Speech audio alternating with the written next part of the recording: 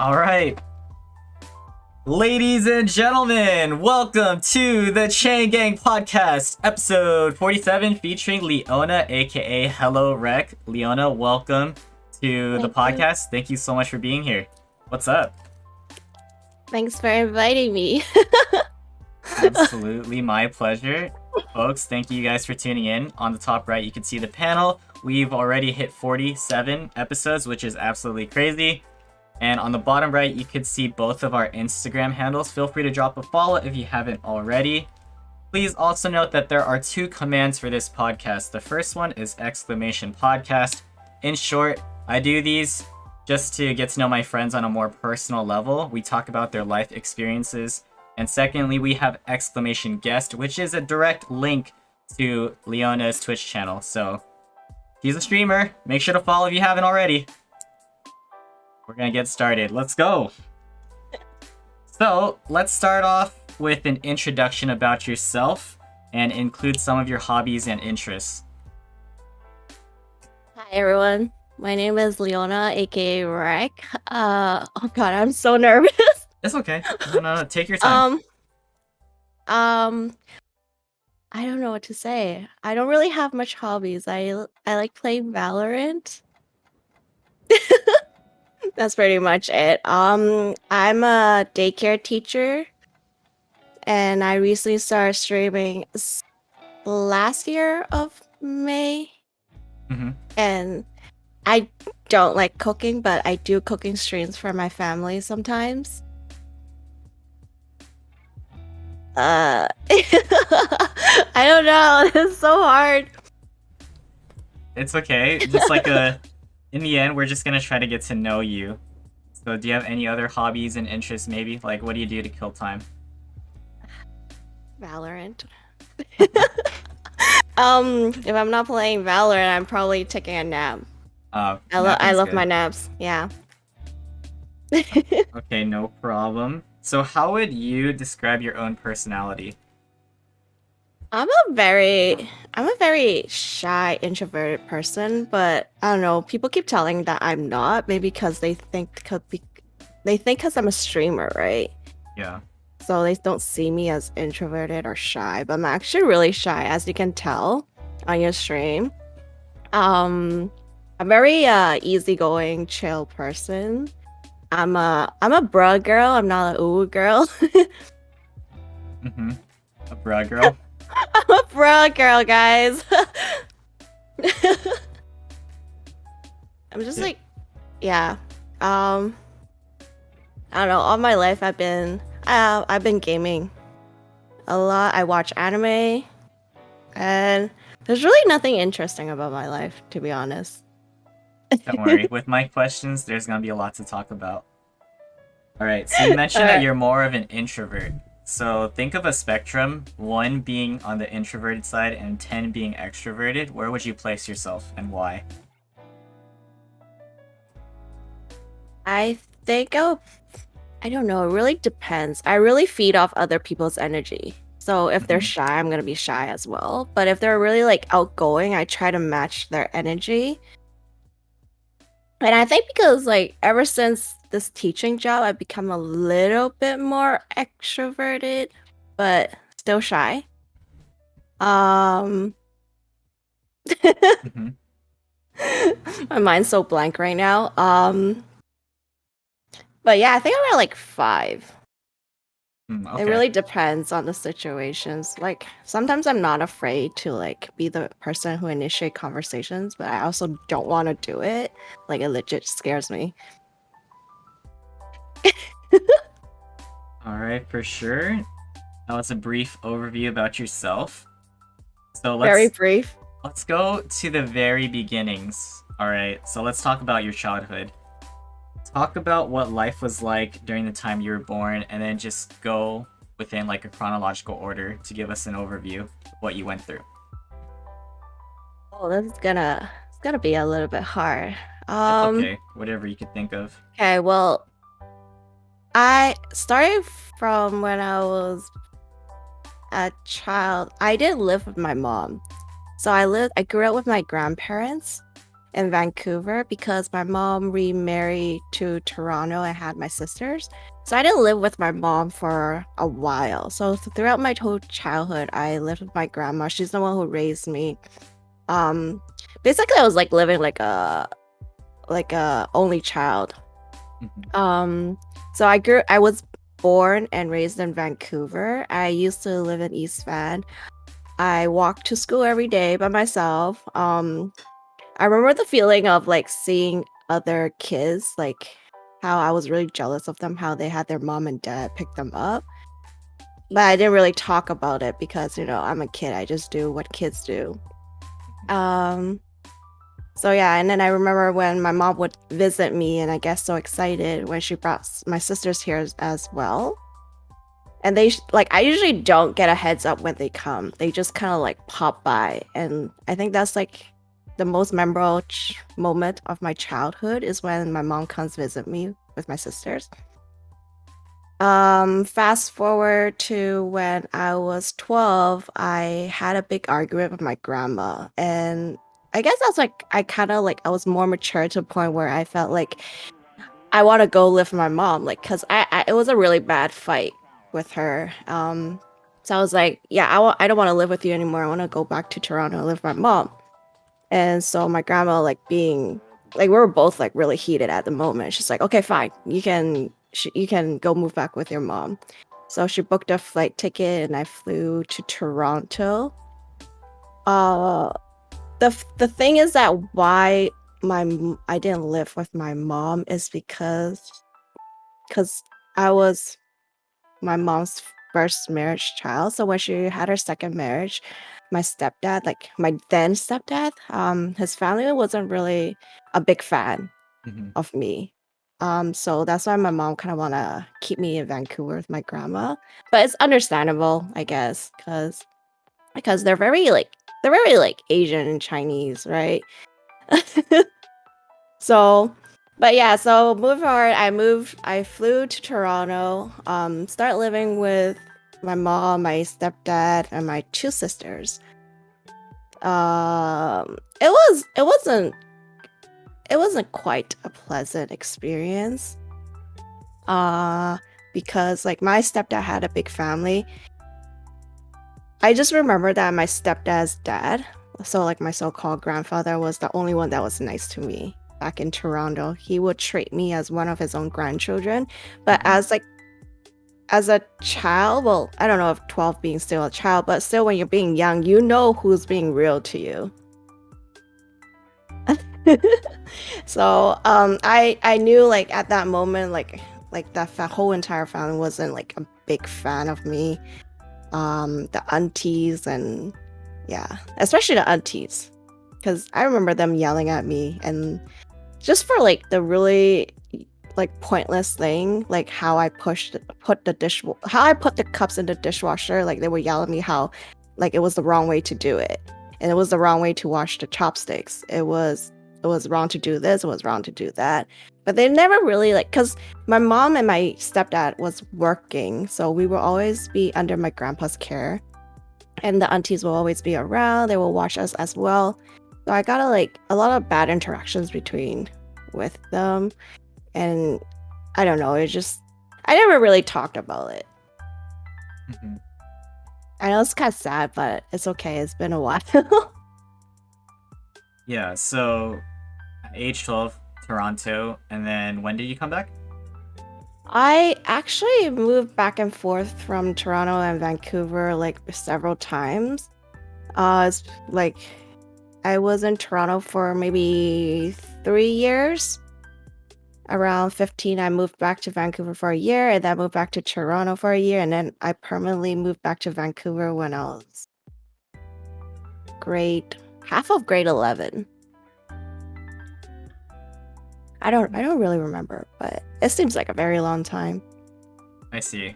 But this was like back to your grandparents, or do you mean like with your family? So the first time so I moved, it's kind of confusing because I moved a lot. I moved to Toronto, right, when I was 12. Yeah. And then when I moved back to Vancouver is because my mom had to work and she couldn't take care of 3 of us. So she had to ask my grandma to take took care of me and my two younger sisters. So we were in Vancouver for like maybe like a year or 2 years. And that's when I picked up the hobby of playing like gaming. Mhm. And then once my mom like kind of like she felt like she was I think she was like finally settling down in her job, so she's like, okay, I can take care of back of my own kids. And the reason why she sent us back to our grandma is because she had a really like nasty split with my stepdad. So it was really bad to the point I think she needed her own break away from us. And so we all three of us went back to live with my grandma for a bit. And then I think after a while when my mom was kind of stable with financially, she asked us to come back. So we were back in Toronto for a few more years before my mom decided that she can't really do this by herself because there's no family in Toronto. There was only family in Vancouver. So then again, we all moved back to Vancouver permanently. And that was like, yeah, that was when I was grade 11. Mhm. Okay, so I'm gonna ask you specific questions based on what you already told me. And Yes. again, if only answer if you're comfortable. Okay. Okay. So sounds like your own father was never in the picture, right? Yeah. So it was just you and your mom, and she remarried, you went with your grandparents. Yeah. Okay, so my question is, what was your relationship like with your grandparents, your mom, and your younger sisters back then versus now?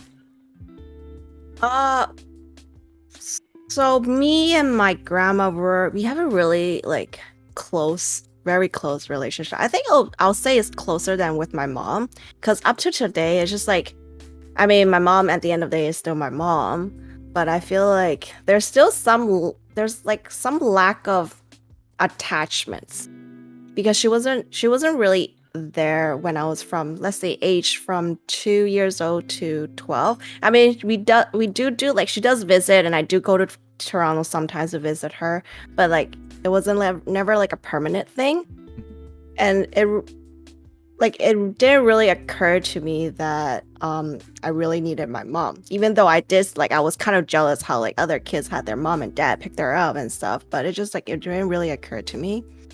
But yeah, so I have a really close relationship with my grandma and my grandpa, especially my grandma. And she lives in Hong Kong right now, so like she really treated me as like one of her daughters. She has three daughters, so I was kind of like her fourth daughter.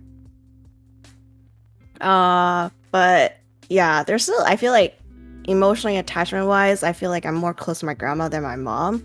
But because over the past few years that it's just me and my mom, my sisters, like there was improvements of our relationship because me and my mom had really nasty fights as well when I was teenager, like really bad fights. There was like police involved, and then there was like me running away from home, and there was like physical fights. Like it was just really bad because she was like a really strict parent, and the stricter that she got, the more like I felt that I need to break away.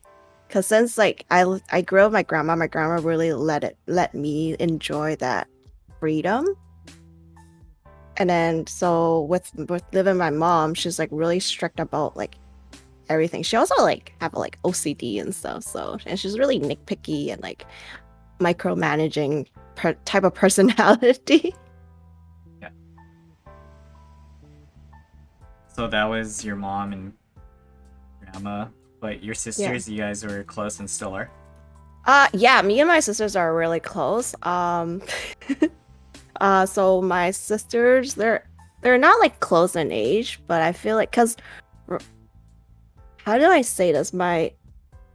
Because there's three of us, me and the middle one, we're a lot more closer.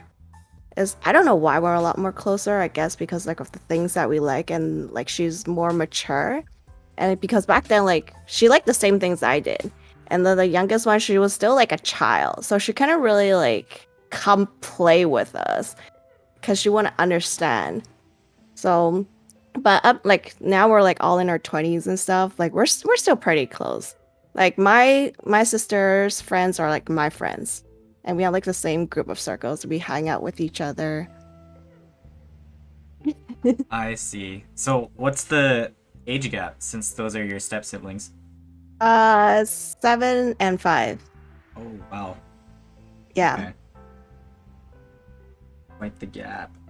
Yeah. We're pretty close, I guess, because like thanks to my mom is really all about like family values. Like no matter what, we always have to stay together. Any kind of like special like holidays, we have to be together and stuff.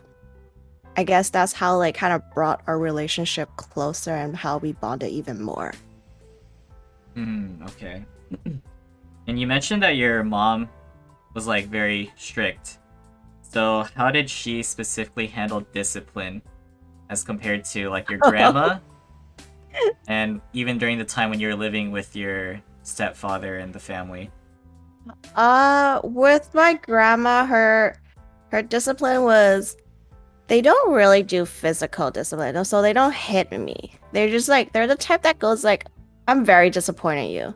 Or like they keep nagging you. Like it's just all words, right? And then like like words kind of hurt. But I remember that one time that I was a kid, my grandpa bought this tube of candy for me and I was so excited to eat it. But then my grandpa was like, "Oh, you gotta finish your bowl of rice before you eat this candy."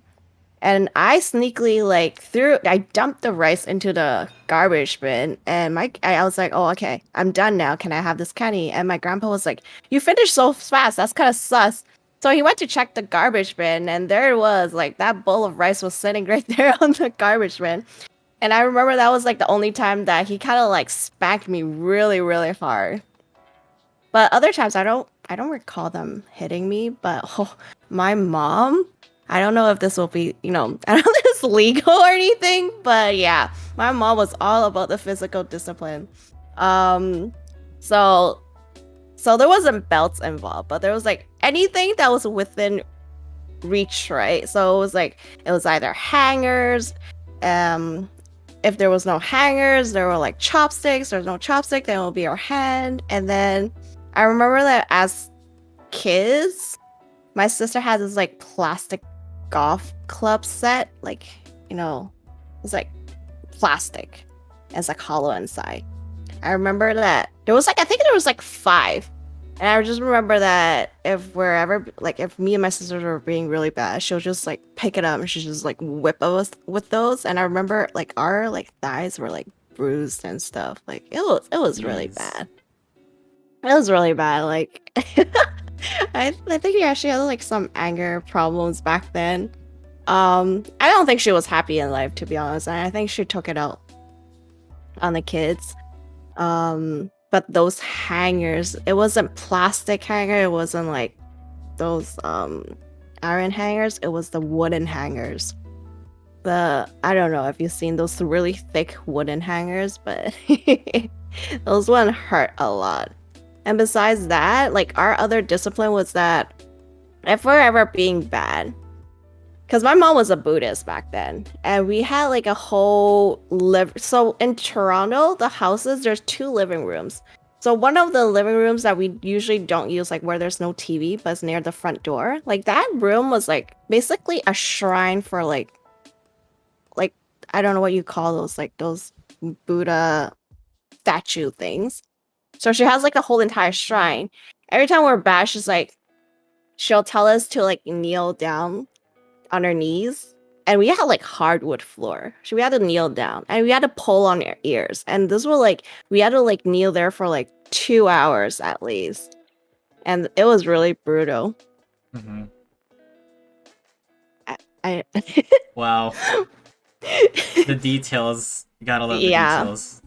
Because it's funny because we're all like adults now, like she doesn't do that anymore, right? And then we're just like sometimes we'll just joke about it, because the other day we went to a really close family friend's house, and when we moved from Toronto to Vancouver, we actually moved the statues down, and like this red table, like it's really huge, and my mom actually gifted that table and the statues to that family friend.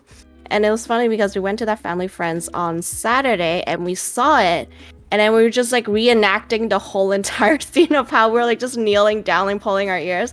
And then like we're just laughing about it. My mom laughed about it too, and like you can, it was just crazy.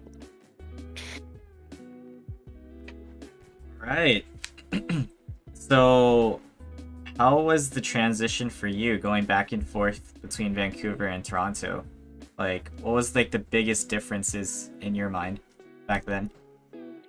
I, it was really rough. Like, besides moving from city to city, in Toronto, when during our stay in Toronto, we actually moved houses maybe like 3 times. I think I went to like 3 different elementary, and it was really hard because like I'm at that awkward teenager year, like grade from 7, 8, 9. Like it's so hard to like meet new friends.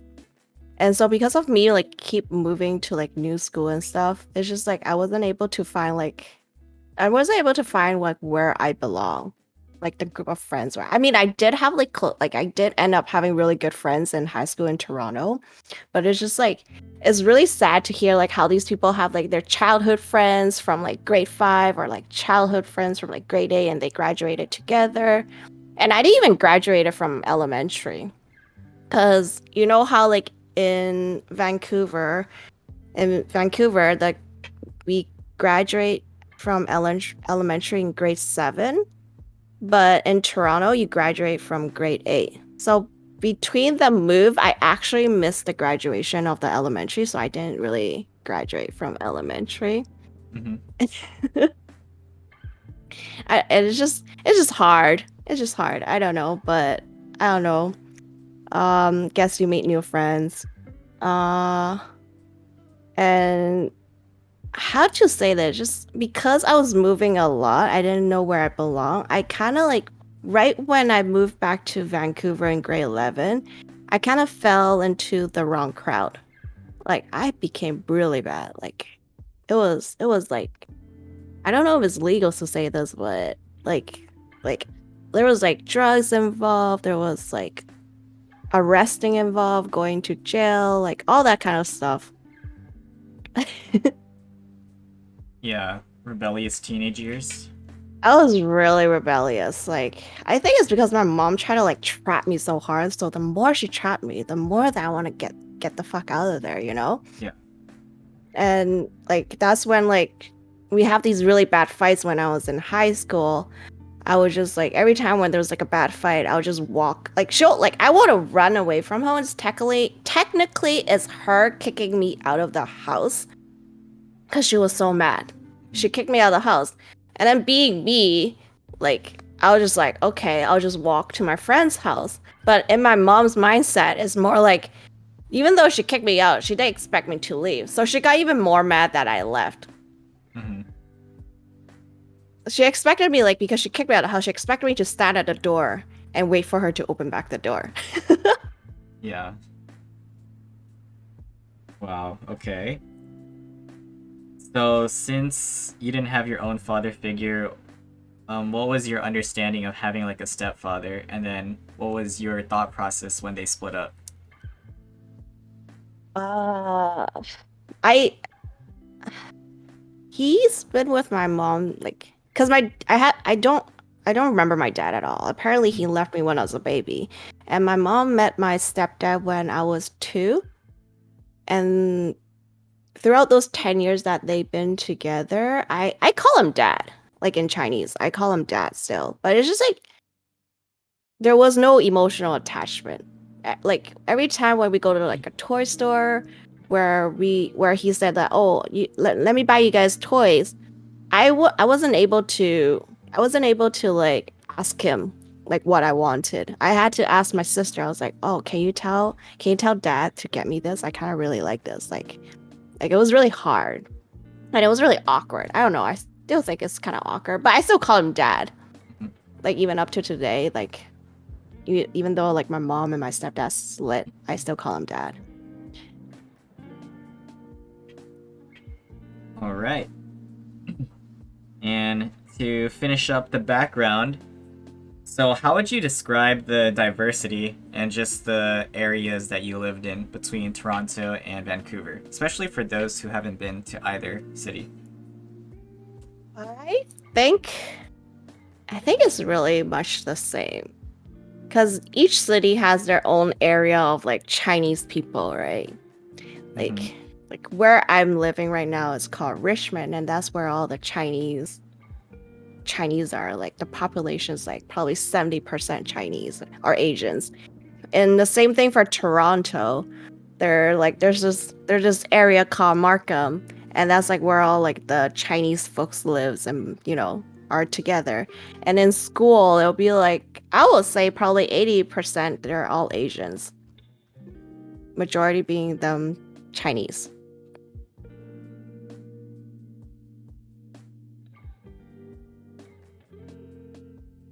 Okay, a lot of Asians. A lot of Asians, yeah. Like our bus stop signs here have like Chinese and stuff, and throughout the whole entire street, like all the store signs are all in Chinese. Like if I have to tell someone that immigrated here from China, like you wouldn't need to be scared because you don't even need to know English. Mm-hmm. Do you speak both Mandarin and Cantonese? I speak Cantonese, but I can still speak a little bit Mandarin. Like it's not the perfect, but it's like Fine. and like conversational wise, I can still do. Hmm. Oh, it's also because I can speak Chinese. It's because I can speak Mandarin. Is because my grandma she was like a teacher, then turned into a doctor, Chinese doctor. So at home, when I was younger, she will teach me Mandarin. And that's how I kind of know how to pick up speaking Mandarin and reading Chinese characters. I don't know how to write Chinese character, but I can type it with pinging.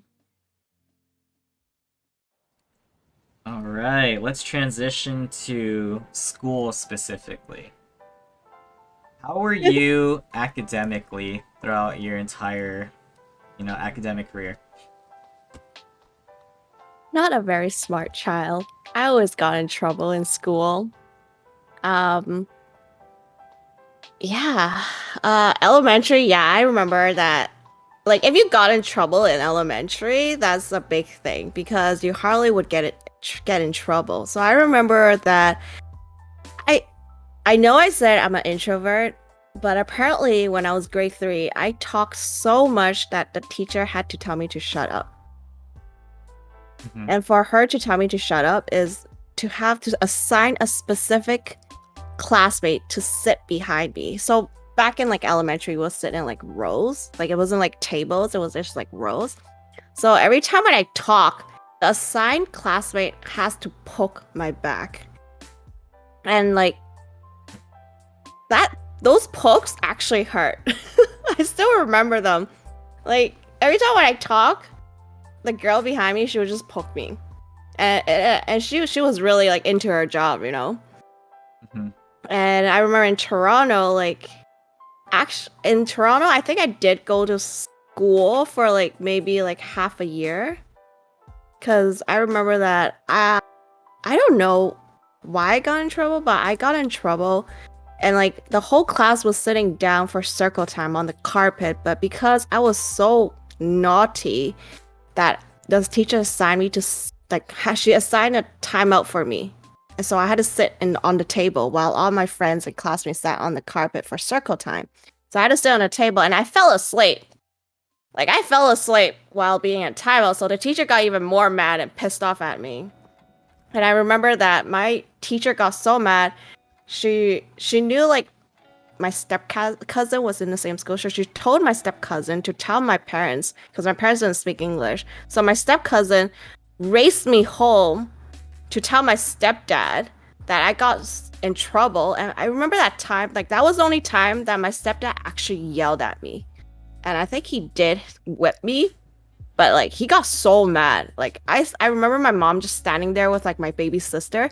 Like she felt like she heard the look in her eyes, like she couldn't help me. Because my stepdad was so angry. Like I fell asleep during a timeout. But yeah. I was really bad. And also high school, like I didn't do really well. I mean, I tried to do well, I think from grade 8, grade 9, grade 10, and half of grade 11. I was like I try to be out of the spotlight. Like I was a nobody. I just have like two friends who I always hang out with. I just try to pass the classes, even though like I didn't really do good in them. I was like probably like C plus or B minus student. Uh, But then when I moved back to Vancouver, I moved to Richmond, and that was like half of grade 11, and I don't know what went wrong with me. Like that's when I started like spiral down. Like I started skipping school. I started like doing drugs at school. It was just really bad. And then also fights at school. But yeah, I don't know what got into me. There were so many fights. Like it was like to the point where every time when there's like a fight at school, me and my best friend back then, he's a guy. So every time there's a fight at school, the moment that me and my best friend we walk into the hallways, the principal will be like, "You two in my office now." But it wasn't us. It wasn't us. But it's just like he thinks it's us because we have so many of these fights. But and like I'm saying all these fights, but physically I didn't hit nobody. Okay, it was just me being a shithead, me just being a dumbass bitch. Be like, oh, I don't like this person. Let's go jump him. And like I didn't need to do the work. I just had my friends go do the work. Thinking back right now, I feel so bad. Wow. I feel so bad. Um, yeah, so that was like grade 12, end of grade 12. And it kind of continue on in my young adult phase. Yeah. Very I've interesting. changed. I've changed. So So that was actually one of my later on questions talking about fights, you know? So it's good to know. I mean, not good to know, but it's something to know that you were like a mob boss. uh I just like I don't know, like I never really had girlfriends. All my best friends were dudes. Mhm. And it's just like I don't know, back like I wouldn't say gang related stuff, but it's just like the stuff we did. It was kind of like, selling drugs, doing drugs, having house parties, like doing Yeah, all this kind of shit was like it will be deemed as gang related stuff, but delinquents. yeah, like stealing and it was just so bad. Like we would try to like mess with like the mall security ones. We try to like it was so bad. Like she was just lecturing us how we shouldn't be doing this at the mall. And then there was like a group of us. Like there was me and then like there's probably like 20 guys surrounding her and she was just lecturing about we shouldn't be like doing this. And I just remember that it was this little small Asian lady. She had like curly hair. And then I remember like I had like a lighter, like because we were smoking like outside, and then we had a lighter, and we're trying to like pretend that we're burning her hair, and like me thinking back right now, it's just like oh my gosh, like why did I do that? Mhm. Wow. Yeah, yeah. I'm nice now. Just putting it out there that I've changed. I've changed. It's just because like I fell into the wrong crowd. Mhm. Like I really fell into the wrong crowd. Like people, met these people from like other schools that were delinquents, right? And then I think it was so bad also to the point where the moment I step into other people's school, the other high school, I remember stepping into this one high school once, and me and my bunch of friends that were not from that high school were just walking around. And then the principal fucking came out at us and be like, "Get the fuck out." And I was like, Wow. "Oh, I didn't feel scared, but I'll probably feel scared now if someone said that to me." But it's just like, yeah, I feel like back then I felt like I was like I had power over everyone, Mhm. and like I didn't really care about what anyone said. I just did things. So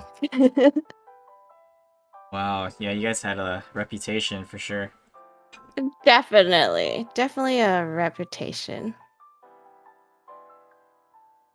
So while we're still on that subject, kind of related. So have you personally ever been bullied or done the bullying yourself then? Yes. I've been bullied in Toronto. Mhm. I That was when I was grade 8 or 9. That was when I was trying to be a nobody, right? I was trying to like, I only have few friends. I guess like in high school there's different cliques, right? So I was in like the nerdy group. But I wasn't nerdy. I wasn't smart. But I just hang around the nerdy people. Mhm. And then so I remember these two girls. I think I was grade 8. So in grade 8 it's still considered as elementary. So in grade 8, I remember that um these two girls, they were really pretty, they're really popular. They're so pretty. And then so all the guys liked them, right? So, like back then it's like everyone had their crushes and stuff. I remember one of the girls sat next to me in class and we have to do our math homework. And every morning we have to show our math homework to the teacher for him to check it off on our list. So he will go around with a checklist seeing who did their homework. But he doesn't really check it unless he needs to. And I remember that it was that morning where almost all the mornings where I actually kind of did my homework, but I don't think I did them correctly or finish it all. And the girl next, the one of the pretty girls, she kept like nudging me with her elbow. She's like, "Let me copy your homework. Let me copy your homework. Let's do your homework." So I didn't say anything, so I just like kind of showed it to her, and the teacher walked past. He checks off my name. He goes checks the girls' homework, and he's like, this is wrong, and this is wrong. And obviously those are my answers. Of course, like it was my fault. That like she thinks it was my fault. So after when like the teacher walked, I remember she pinching me. Like I think yeah, she was pinching me. Like she's like, you got the answers wrong, like that kind of stuff. Mhm. And then I don't know, like I can't really remember because it's been a long time, but there's also another incident where there was that morning where my mom told me to wear this fluffy, really neon pink vest. Because my mom was like, go wear this. You look pretty in this. Like always stop wearing like your t-shirts and your ugly hoodies. So I had to wear it. And it was really like flamingo neon pink, like furry too. And it was like kind of like a vest. And I remember walking down the hall and like the two girls, they were sitting in the hallway and they're like snickering. Like, when someone's making fun of you, right? Like, And they're like snickering. They're like, a nice shirt, Leona. But, and it's just like, there's many like incident where they just make fun of me. And like, I had like braces back then. Like, I had like pimples and acne and I was kind of like overweight, Like, I wasn't pretty in school. I see. So that was the extent of the bullying. How would you Yeah. say you got past that and overcame it? Um, I don't think I ever need to overcome it because my mom was a big bully at home. So I guess I wasn't really sad about the girls like bullying me. Like I thought it was just like, just high school things, right? Because what my mom did was like 10 times worse than what the girls are said or did to me. Because I mean, even though I got bullied, like nothing physical happened. Well, like maybe the pinching part, but it wasn't like really bad to the point like I felt like it was like an everyday thing. Yeah. I just felt like because my mom was like just so mean at home. I didn't really feel much about the girls at school because I also there was like times where in high school in grade 9 there was this guy I like. There's this guy and then we would take the school bus home all the time. He's in the same grade as me. I think I was grade 9. I think grade 9. And then he will always sit in the back of the school bus, and I would always try to sit at the back of the school bus so I can be near him. Like not sitting with him. I don't talk to him. I just had a crush on him. I think he was really good looking. And then I remember these like grade 10 girls that also had a crush on him. And then they wouldn't let me sit near him. So every time when I try to like sit like in the same row as him, they were like push me away so both of them can sit in the same row. But that's all I can remember, honestly. That's a lot still. You have a really good memory. Because like these are like the ones that I'm telling you is the ones that I can remember it clearly. I don't remember anything at any other incidents. Maybe there were, maybe there wasn't. Yeah. But yeah, these are some the memories that stick to me. Yes, true. So, do you have like a general idea of like how you fell into the wrong crowd? Like that transition from like grade 8 to 9 all the way to where you were at for grade 12? I think I know why. It's because I hope my sister's not on here. But my stepdad was kind of involved with like stuff. And I always thought it was cool, you know? Like he was this like dude with like 4 people following him, always following him wherever he went. And then it was just I thought it was cool, right? And then I also like I don't know if you ever watched the Hong Kong gangster movies. Mm-hmm. I forgot what's in English, but the Chinese was Guazai. So the whole series of that, I watched a lot of that too. So there was like a lot of gangster personality. So I watched a lot of those, and my stepdad was kind of one of those. And then I just like, Dad, this is so cool. Like, you know, you have all these underlings and stuff, and then, you know, like these tattoos and like all these, I don't know. I thought young and dangerous, yes. So I thought it was pretty cool.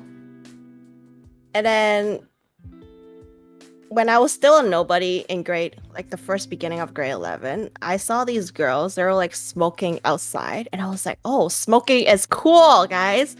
But I never really told my friends because my friends were not those type of people. But like for me, who's like grew up with like people like that, and for me to watch watch movies, like I thought smoking was cool. In order for you to be cool, you have to smoke. That's all I remember. And then so moved to Vancouver.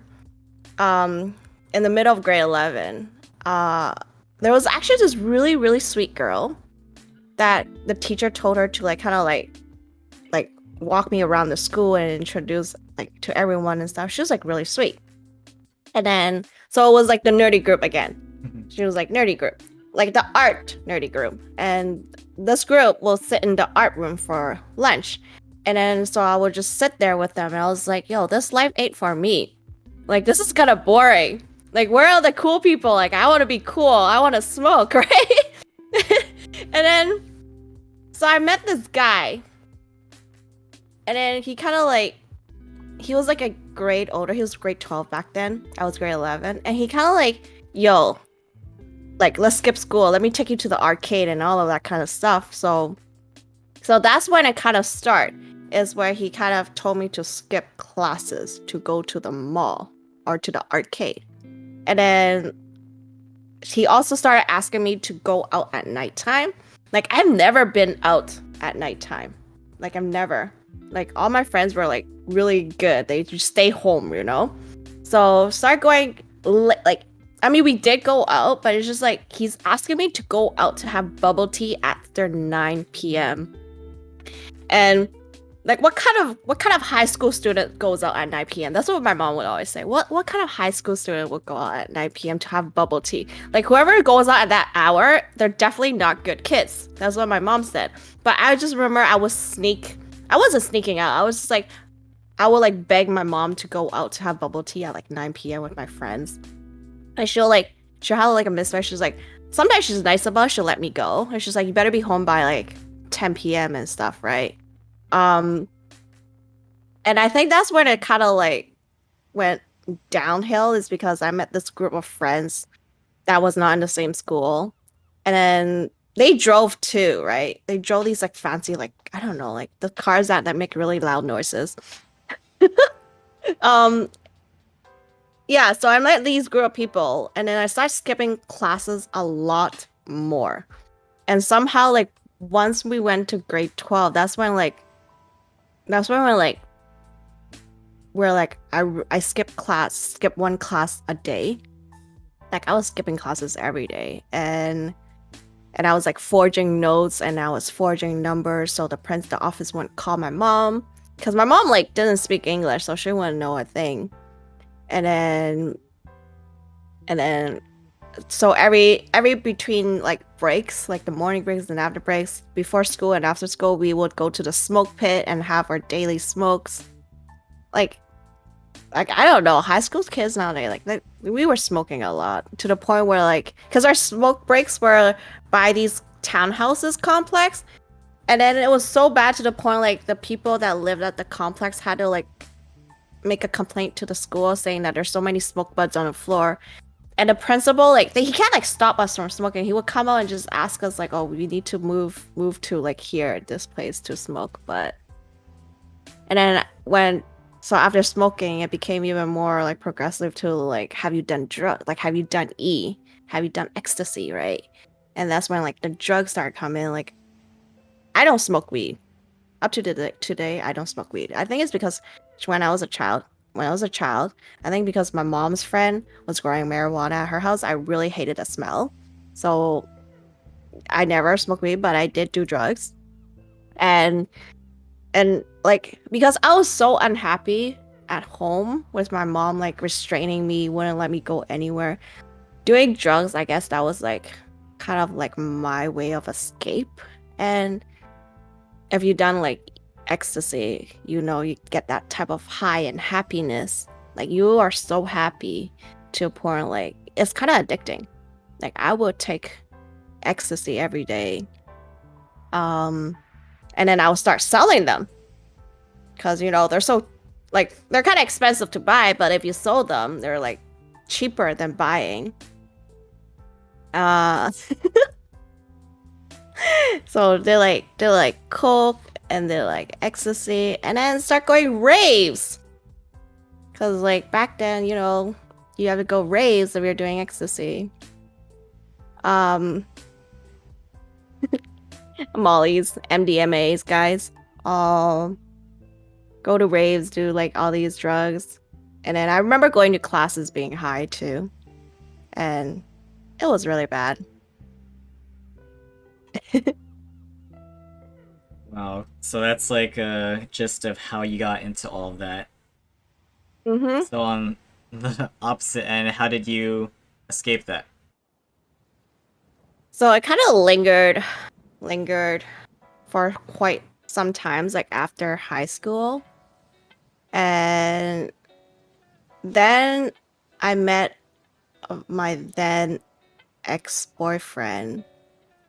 And then my mom didn't like him at all. Well, my mom never liked all my boyfriends anyway. They think they're all gangsters and like doesn't have like education and stuff. Uh so she didn't like him. Of course, me and my mom have another nasty fight where I physically ran away from home and I didn't talk to her. I mean, she did come and find me at my ex-boyfriend's house. Like, she even kicked me down the stairs. Like, that's what happened once. Because she came to find me. I opened the door, and she got so mad, she kicked me down the stairs. Gee. And then my ex-parents saw it, and they got so scared for me. They're like, okay, you stay here. You come live with us. Don't go back to your mom. So I kind of, like, lived with my ex-boyfriend. And then because we both weren't working, and then we have these friends that were selling drugs and somehow we stumble upon like this person who's willing to take us, but we have to do fraud for her. It was like a young woman, maybe in her 20s. So we had to do fraud for her.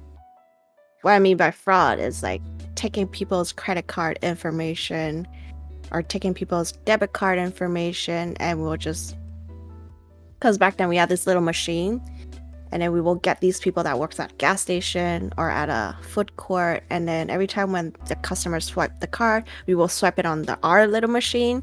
And we will get all the informations, right? And we use this information. We use the debit card information. We create these white cards. And there will be little stickers on them with the PIN number. And we will run around town, the whole entire Vancouver, to go to any banks, and we put in the card and we put in the PIN, and we try to take as much money as we can in it. And back then, you made a lot of money. Like, we're supposed to bring the wad of $20 cash. Like, there were stacks of them. Like, if we did a good run that night, there would be stacks of $20 bill. And the boss wouldn't know how much we took out, right? Because we just have to take back whatever we got. So usually we're like, we got this whole stacks. And then we'll secretly take 1/3 of the money for ourselves. And I think this went on for like 3 months or so. And I guess the police finally caught on of these people that were running around town stealing cash from the ATM machines. Please don't report me, guys, okay? I did my probation already. So then there was like this early morning. I think it was like 6 a.m. Like, we were just doing our last shift. And it was just me and my ex. Because we will go in duels. One person will drive, one person will go in. And then so I was sitting in the car waiting for my ex to go in. So he came back, and there was like, I think we got like $800 and $20 bill. We got $800. And he's like, yo, this card is good. I need to go back for more. So he goes back for more. And the moment he comes back the second time and he got in the car, I didn't even drive. I just went like maybe 1 meter ahead, and we were surrounded by cops. Like, we were surrounded by cops. And I didn't even notice there were like cops, because apparently early on there was this guy walking around the bank, but we didn't really thought of it. We just thought it was some person taking their morning walks. But we were surrounded by cops. And then they dragged us out of the car. And then they arrested us on the spot. And I remember that it was raining. It was in the rain. And I remember the police going like, you fucking thieves, right? There were like so many cop cars. I think there was like 5 cop cars that had us all surrounded. We couldn't run. Honestly, at that moment, I don't think I would have run anyways. That's a little bit scary. So I got arrested, shoved us into this police van, and they dumped us into a holding cell. And I think I was there for like 24 hours. We were there for 24 hours, and then we got released because our boss, the lady, she had a really good lawyer to bail us out. And she said that as long as we don't mention her name or we don't out her, then she will pay for our lawyer fees. She will get a lawyer for us. So that's what happened. She got a lawyer for us. No record on file, but I did have to do like 2 years probation and like I forgot how many hours of community service. Wow. Yeah, and after being caught, I still didn't think that I would stop. We still kept going. Because they confiscated my ex car. We borrowed someone's car, like this other dude's friend's small. I think it was like I don't know what, it was like a small car. Anyways, we borrowed and we're doing runs. And I think it was like at nighttime where we were at a stoplight, and then my ex was gonna turn. We had a green turn signal, so we were ready to turn, but the oncoming car crashed into us. Like, I almost died. Like, if my ex drove a little bit further, the car would have hit me instead of the front. So I kind of escaped death kind of way. Like, I was really lucky, like really, really lucky. Like, I almost I don't know. And then I think after that, I kind of woke up. Like I guess like that was where I started being like, you know what? I don't want to do this anymore, right? Like Mhm. this is not worth it. This is not worth it. So yeah, pretty much yeah. That's why I stopped because because of the car crash, but maybe because I got arrested and had to do like probation and stuff. But yeah. And then also my ex back then was also very toxic. So there was a lot of like another story to that one. Hmm. Okay. Yeah, we'll talk about relationships later, but that was how you got out of the scene, so what a Hmm. story. And speaking on the accident, well, not specifically, but I'm sure that was really, really scary. What would you say is the biggest injury or most severe injury that you've ever had? Like throughout my entire life. Mm-hmm. I don't think I had any. That's a good Like thing. I mean, yeah, I never really had to be like hospitalized or anything like that. Like I don't know. Like back then I did so many drugs. Like how the fuck did I not overdose, right? But thankfully I'm alive now. I guess the most injury I got is like either my mom whipping me and I got all these bruises on my body, but there wasn't much. My mom did give me a black eye. Mm-hmm. My mom did give me a black eye once. I don't think I did sprain my ankle. I think that's it. It's because I kind of like fought my ex-boyfriend. I kind of sprained my ankle. Um, I don't I don't know if this will be considered injury is because I so after like that whole like the whole fraud thing, right? Like my life kind of got lost. Like I didn't go to school, I didn't go to work, so I was just staying at home doing nothing. Um and then I guess that's when like self-harm kind of kicked in. My ex was also a person of self-harm. Uh he every time when he gets like sad or angry, he will kind of like cut himself or he would use his cigarette butts to, Mm-hmm. do this. And there's like a lot of scars and also on his forearm too.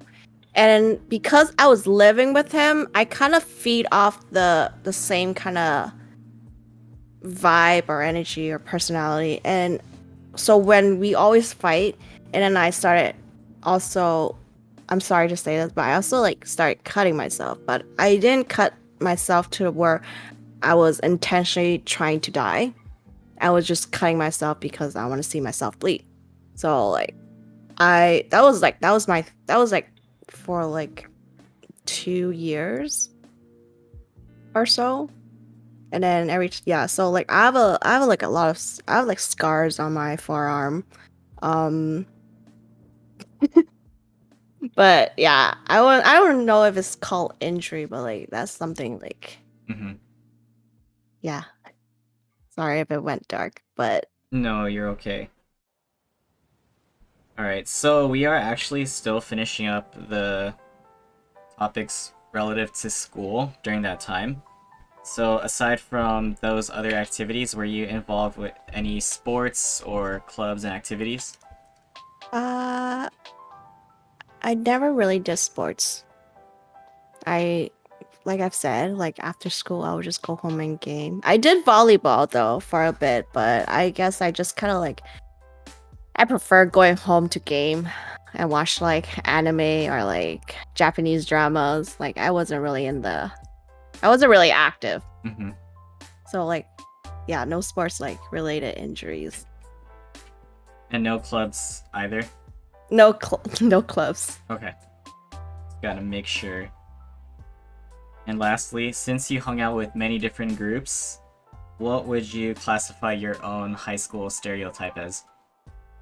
People look at you and you are known as... It's really hard. Um uh I before I turn bad, I think I would be like the gamer weebs, I think. But after I became bad, I became like one of those cool kids that, you know. But more likely a gamer weeb kind of type of person. Mm-hmm. And I still am today. Okay. So after high school, what was next for you, relative to school or education in general? So I try to go to college, but so I signed up college. I signed up for like marketing. I signed up for psych. I signed up for Mandarin. I think I only went for like one term, and then the second term I paid for it, but I was like, nah, school isn't for me. So I kind of dropped out. I didn't go to school, and that's when like I kind of like kept doing the bad things. And then after, I think, well, I'll say like after being like arrested in a car crash, there was like sometime down the road, my mom, like I finally like connected back with my mom, and she really wanted to help me to get my life back on the road. Like back then, I was just like, I was this early 20-year-old kid that has no job, no education, no post-secondary education. So she suggested that I to become like a daycare teacher. So we will call it ECE, early childhood educators. And I was like, okay, I'll give it a try because like I was always the oldest one. I always have to take care of my little sisters and also my little cousins, like from my stepdad's side. Like I was one of the oldest ones. So I was always the responsible, taking the older sister type of personality. So I was like, okay, I'll give it a try, and that's when I went to school for EC, and that's how I became a daycare teacher. Awesome, nice. How many years did it take to get to that point? 2 years, part time. Years. And then there's like practicums as well, and you only get a certificate.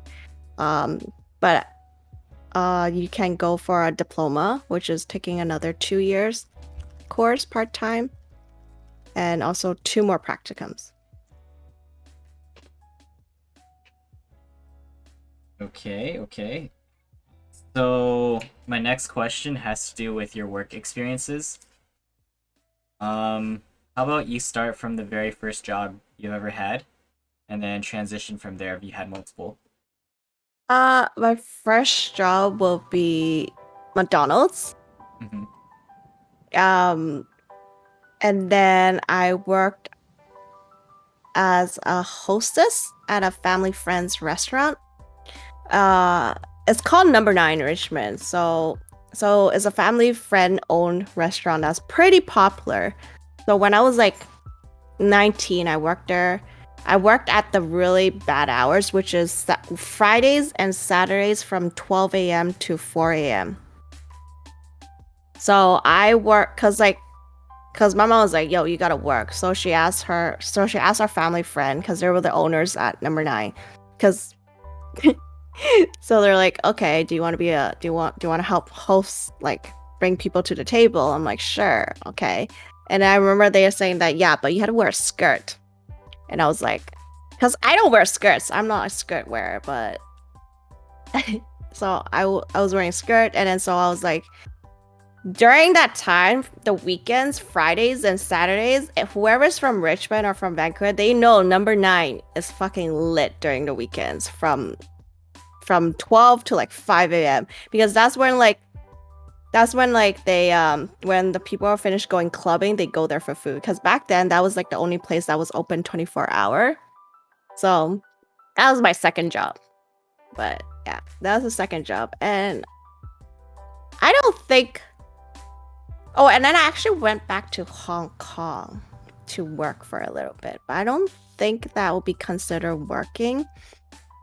It's because like after high school, like my mom saw me that I was so like delinquent wise that she had to send me back to Hong Kong for half a year.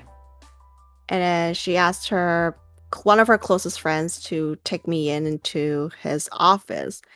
And for half a year in Hong Kong, I went to work just sitting in front of a computer doing nothing. And well, I wasn't really doing anything, but it was more like in Hong Kong, there's these like Hong Kong forums that people always go on. They always like talk about. It's kind of like Reddit, but Hong Kong style. And the purpose of the company was we need to. There will be clients that find us, like say like a spa company. They will find us to promote their products. So we have to go on these forums to create these accounts, and we'll be like, oh, this place is so good, like we have to like kind of like promote their place and stuff. Like that's what I kind of did for like half a year. And I guess like my mom kind of saw that I kind of like died down my crazy and wildness, like so she's like, okay, you can come back to Vancouver. And then I met a boyfriend. It was before the ex-boyfriend of the Fra, so it was like another boyfriend before that. Mhm. So that boyfriend, like, I met him, and my mom really hated him because he was like 3 years younger, like really hated him. And I would always like sneak out at nighttime to be with him, and of course doing drugs and stuff. Like, it's funny because this ex-boyfriend, he cheated on me, right? So there was like a big, deep memory of him. Mhm. And yesterday, I found out he followed my Twitch. Oh.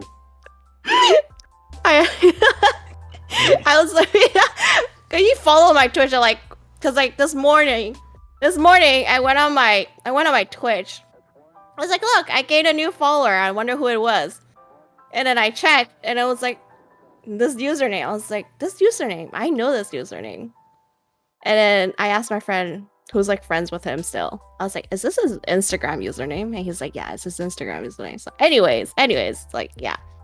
But yeah, so my mom didn't like him, and she sent me back to Hong Kong again for another half a year. But I really did nothing because I was there to like babysit and help my grandma, help my aunt, because she just had her firstborn child. So I was kind of like there to help her. And she saw me that I was being good. I came back, but after that, I didn't have any jobs. And I hope he's not here. I hope he's not here. But Mhm. but we're cool. I guess if I ever see him again, we're cool. Even though he cheated on me, I'm not Yeah. salty. It's just he cheated on me with Nice. like a mutual.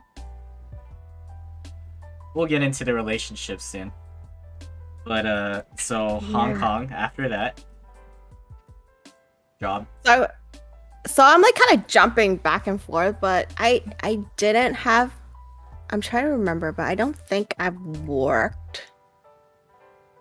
I don't think I've worked after that. And then that's when I kind of like got into being a ECE and stuff. Yeah. And then I had like a summer job at the airport. I worked at the Gucci store, but I wouldn't call it a job, but yeah. Don't have much work experience. Okay. So how would you, I guess, highlight your experiences from McDonald's, being a hostess, working in Hong Kong, and the airport? Like, what memories stood out the most to you? Because I'm sure you dealt with so many different type of people in those industries. I think the most would be working as a hostess. Mm-hmm. Like, I like you remember how like I was a delinquent, right? Yeah. I like took drugs and like get drunk and like like these are my people that comes in walking into the restaurant. These are my type of people. So I was very happy to work there, and it was like I don't know. I felt really good because like it's like I know this person. It's like, hey, what's up? Um, and then I remember there was like this fight inside a restaurant. It was really scary. They will always constantly have fights inside a restaurant. And people will just like leave right after without paying because I don't know, it was just scary. It was just fun to watch, but it's also scary. Yeah. And I think yeah, that job was the most fun. Most memorable. And some dude asked me, like gave me his number. I still remember. That was the first time. That was the first time anyone has gave me their number.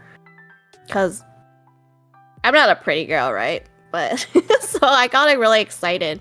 I mean, I did have a boyfriend, but I was really excited that a random stranger would give me their number. Yeah. Okay. The memories. And working at McDonald's, like, I guess there wasn't much. It's kind of like typical McDonald's job as a high school kid. Mm-hmm. Okay, so with your current job, did you always feel like you were good with kids, or you had an appreciation for kids to get into that field? Yeah, I think so. Cause I always liked kids. I thought babies were cute. And I just like how little kids think. I don't like teaching elementary grade kids because they're a lot more they will talk back to you, you know? Mm-hmm. But for like daycare kids, like say if you did something wrong, they wouldn't notice it. Say if you like kind of like, you know, if you farted, they probably won't call you out for it, right? But you know, like grade 3 kids, they will. So not saying that I do fart in front of the kids all the time. I'm just saying like an example, right? Yes. Yeah, so I know like it's just like their imaginations are very awesome. And for me, I believe that is the age that we shape them into who they are, for them to become who they are in the future into our society. Like if we give them the best teaching, the best education, and the best like role modeling, that's gonna shape who they become when they go down the road as like in elementary and like high school. Because it really, really starts off when they're from 3 to 5. That's like the critical development for the children of that age. So I really enjoy working with kids that age. Because you kind of like you just show them something and they think it'll be like the best thing ever. It'll be the cool thing ever. And then one idea will lead to another idea. And it'll just keep on going and going and going. There's never ending. And like every time when I go to work, I'm really happy. Like if I'm having a down day, I look at the kids and they're like laughing and smiling. That makes my day a lot more better. Like I don't know why, but it's just like they're so cute. They're so cute. Even though some of them are little shits, but they're so cute. Mm-hmm. And like going to work and able to like tie these little girls' hair, like, cause like some of the parents they just drop them off and like their hair is like a mess. But I love braiding their hair. That's the one of the most like our quality time together is like in the morning. I will come in, and then they already know they'll go to their backpack and they'll get their little zip up bag with their hair ties and comb, and then I would just tie their hair. I'll just tie like 3, 4 of them. Okay. So definitely a lot of good things I'm hearing from your experiences. What would you say, like the flip side is? What are the negatives of working at your job? The negative stuff about it is really just the adults. Okay. There's a saying going on with teachers is you got into this career is because of the children. But the reason why you got out of the career is because of the adults. And I think that's the most the most worst things about it is because I've never had a bad kid. Like I never had a bad student. Like I vibe well, even though there's like one kid I like you can't expect all the kids to like you. So there will be most likely one kid that you don't like or he doesn't like you, but that's fine It's not like I'm gonna treat him bad or treat him worse than other kids. I treat them all equally. It's just like we don't vibe as well, right? But it's like the adults, like the parents, and like my boss. Like my boss is a bitch. Like I'm so sorry. I hope she doesn't ever find this, but like it's just like it's so hard to work with her is because she's exactly like my mom. And the reason why I can work for her for so long is because I can endure it. Is because like I've seen my mom like all these like to this extent. So like it doesn't make a difference that my boss is the same thing because my mom's the same thing at home. So sometimes I really want to quit is because of how my boss attitude towards me or yeah. And sometimes the parents are like they're really how do I say it? Like they're asking too much of us. They're asking too much. Like there's only two of us and there's like a lot of all these other kids. Like we can't just take care of your kid, you know? But yeah, like the downside is it's just the adults. The adults make it bad for this job.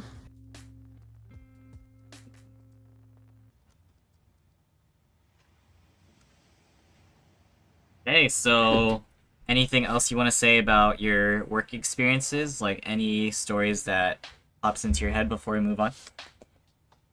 Um, no. There's yeah, it's just nothing really vague or Mhm. anything. All right. Now we will go into more details about your party and event phase, the more social aspects to your life. So, when did you first get started with like partying and maybe even clubs or raves? You briefly mentioned it, how raves became a thing with like the E and stuff, but like Yeah. early memories, the introduction. I only went to one rave. Is because back then I was still 18. Like at 17, 18, I don't think I was legal enough to go to a rave. But I think there was like one event that I could go, but it's because like so many of our friends are still in high school that they couldn't go to the rave. So Mm. I was one of the older ones. Like I said, the boyfriend that I was dating at that time, he was 3 years younger than me. So he was like technically he can't go to a rave. So I couldn't go. So instead we'll have these house parties instead. We'll have these house parties where we'll just there were so many house parties. Like people would just bring alcohol and then they'll bring their own drugs and then but almost everyone would just be like high on E. And then this would be like a weekly thing. And then we're trying to find people with houses that they can lend us to use. And sometimes like I think there was like one or two times where there was like fights also to the point where like it was such like a big house party. There was a fight going on, and everyone was like scrambled, and then people kind of got like injured really bad. Like they were bleeding in the house because people brought weapons. Um, but yeah, it wasn't that bad. It was just like house parties and a lot of ecstasy. Yeah. Okay, so specifically about the one rave you went to, how'd you describe that experience and would you go again? Yeah, I think I was really high. I was really high that I had to sit down. Mm. It was a stadium, right? Like you know how it was like in the center, but then like you know there's all these like the seating area. So I remember I was like really high that I had to sit down. I don't even know who I was sitting with because I couldn't even find my ex-boyfriend. But I was just sitting there and all of a sudden, like you know how like the stadium's really big and wide, it's like literally for concert. I just remember sitting there and I was just looking into the dark space in the ceiling and I fucking see Dumbo flying. Like Dumbo. Like And I remember telling, like, I remember like my head was like plopping onto my like girlfriend's shoulders, like my head was leaning there because I was like, I was not okay. But I just remember my heart like plopped back up. I was like, look, there's Dumbo, and my friend was like, what are you saying, right? It was like, what Dumbo? But then I kept insisting that there's a fucking Dumbo flying around on the ceiling, but. And then yeah, so I just remember that part, and then the rest of the night I don't remember. And I remember going home. Oh, the funny thing is, before I went to the rave, my grandpa took our car, like took our family car. So he took our Mercedes to his friend's house to play mahjong. But I told him I needed that car because I need to drive the car to the rave. Coincidentally, his friend's house is right next to the rave. Like, it was like only 2 streets down, right? So I went to my grandpa's friend's house. I rang the doorbell. I was like, oh, I'm here to pick up my car. And then he's like, this uncle, like I think back then my grandpa was like probably 60, but this uncle was like probably his early 50s. And he's like, where are you going so late? And I was like, oh, there's an event down there at like P&E. And he's like, oh, you're going to the rave, aren't you? And it was funny because he had these sunglasses on at the same time. And I really suspected that he was also high. I don't know. But anyway, so I got the car. I drove there. I'm not proud of it because I was like on drugs and I was driving. And so 6 a.m. came. And I remember I had to drive my boyfriend then. And I had to drive 3 other friends home. And from the event place to back to where we live, it takes at least like 25-30 minutes drive. And I remember that because we're still not being high, obviously there was still some kind of like stuff inside our body, in our system. I still had to drive home, right? Because it was 6 a.m. I had to get these. And these kids were like, they're younger than me. And then my boyfriend was also younger than me. So I had to drive them home. And I remember that there was this road, this big road. There were fucking red lights, like those green red lights in each intersections. And I was so high that I couldn't figure out which green light was for which intersection. Like... Like, I will be stopping at a green light, but I was actually looking at the red light in front of me, like at the next one. I don't know if that makes sense, but... So I remember doing that. I was like focusing so hard. I was like making sure that I am going at the green light and stopping at a red light. But I stopped at the green light and my friend was like, what are you doing? I was like, it's a red light. He's like, no, it's a green light.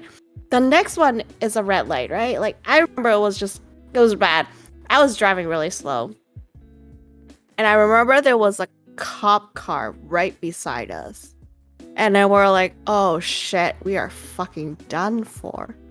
And it was so, I don't remember what happened, but we tried to not make eye contact. But thank goodness, like, my car was really old. Like, it was a really old family Mercedes. So it wasn't flashy or anything, right? So I think, and then like, back then, my mom said that I always look older. I don't look like my age. So I think the cop thought that maybe I was like a older sibling or older sister driving these bunch of boys home, you know? So thank goodness, like we didn't get caught. So that was like the only rave experience. And if you ask me if I ever would go back, I don't think so. Maybe I'll like, I don't know, like to go back and do drugs. Like I probably won't because I'm like years and years of drug free. Like I don't do drugs anymore. So I'm clean. So I don't think, but I do enjoy the music. Mm-hmm. So I mean like if I had an opportunity, I might go to EDM, right? You don't need to necessarily take drugs to enjoy the music, but it's just kind of like experience. But that's something that I want to go to, you know, experience wise. But yeah. Okay, going sober. Yeah, sober's fun, guys. Okay, how about for clubs? Clubbing, I think before the pandemic, I was still clubbing every weekend. Every weekend, Um, wow. uh, it was only because like I met this dude, and this dude went clubbing every weekend, and so I kind of tagged along. So it kind of became a thing for like a year and a half. And because it was free, I didn't have to pay. All I had to do was just go, and I'll get free drinks. And I'll say I was kind of alcoholic, maybe a little bit alcoholic. Um, because I split up with my ex-boyfriend of 7 years. So after I was kind of depressed, I was kind of leans towards alcohol. And then so I was kind of like alcoholic for some time. And then I met this dude, and this dude also broke up with his girlfriend of 7 years. And then we would just go clubbing every weekend. And then, yeah. And then I think we stopped seeing each other ish.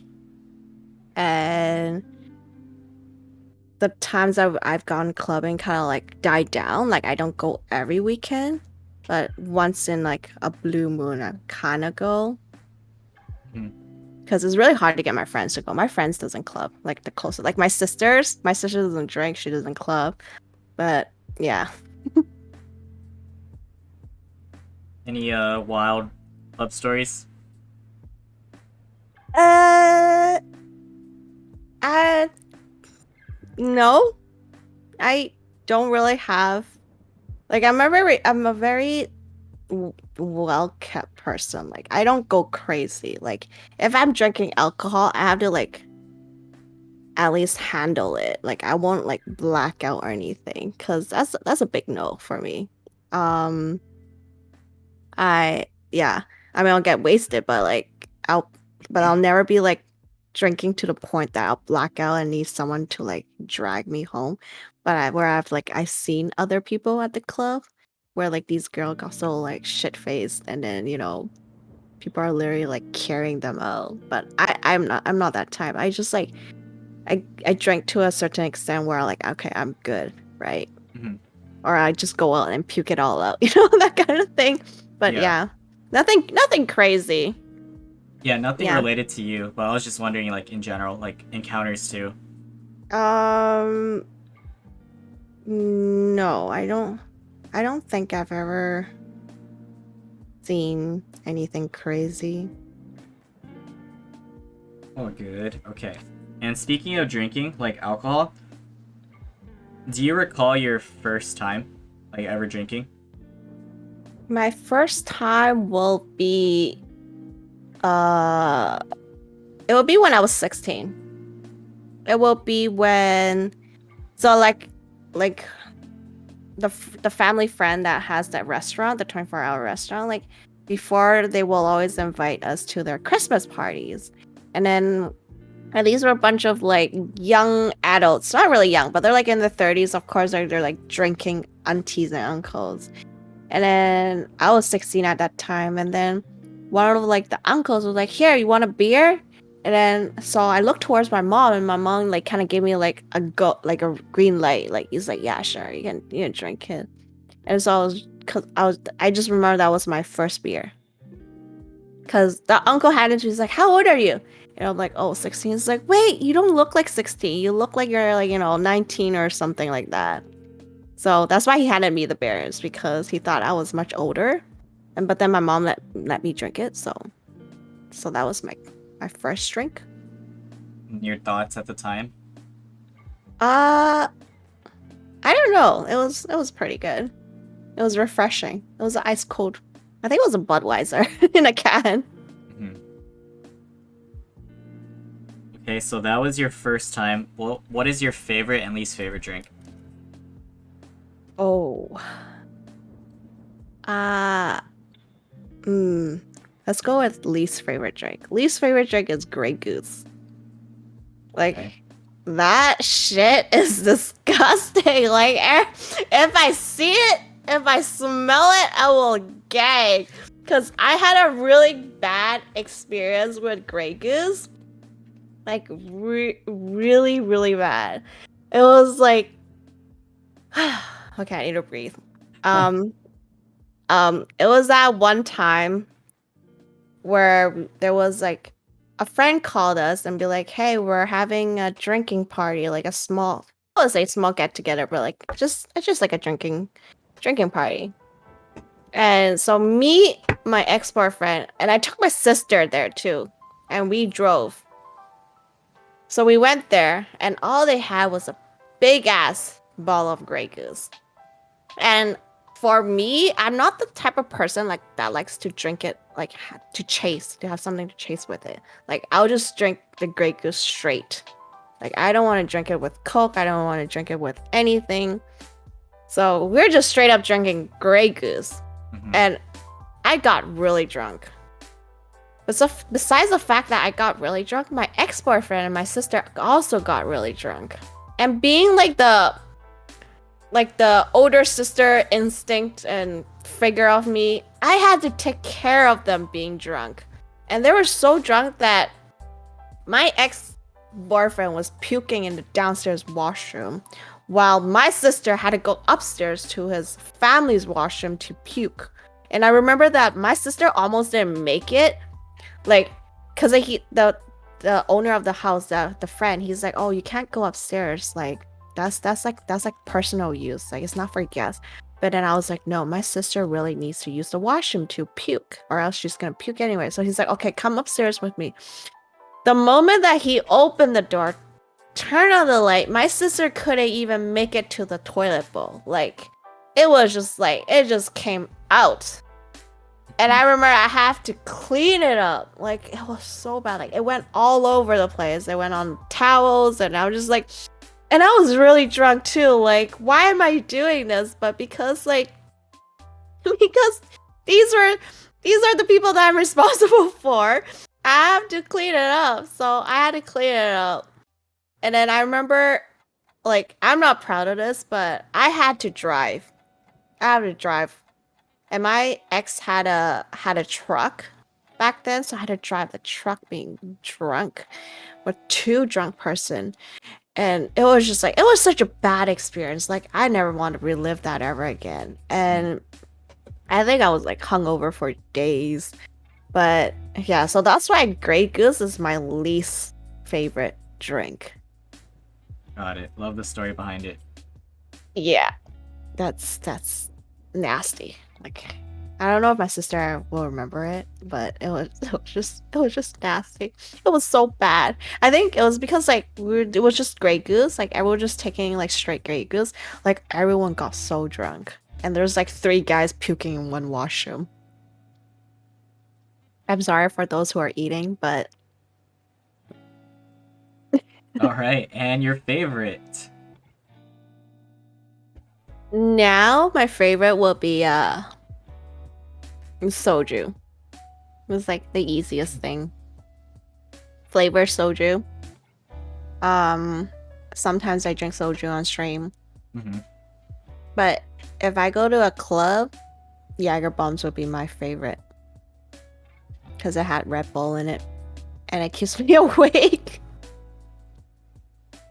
Alright, and since you're not the type to black out, how would you describe your type of being a drunk? I'm a happy drunk.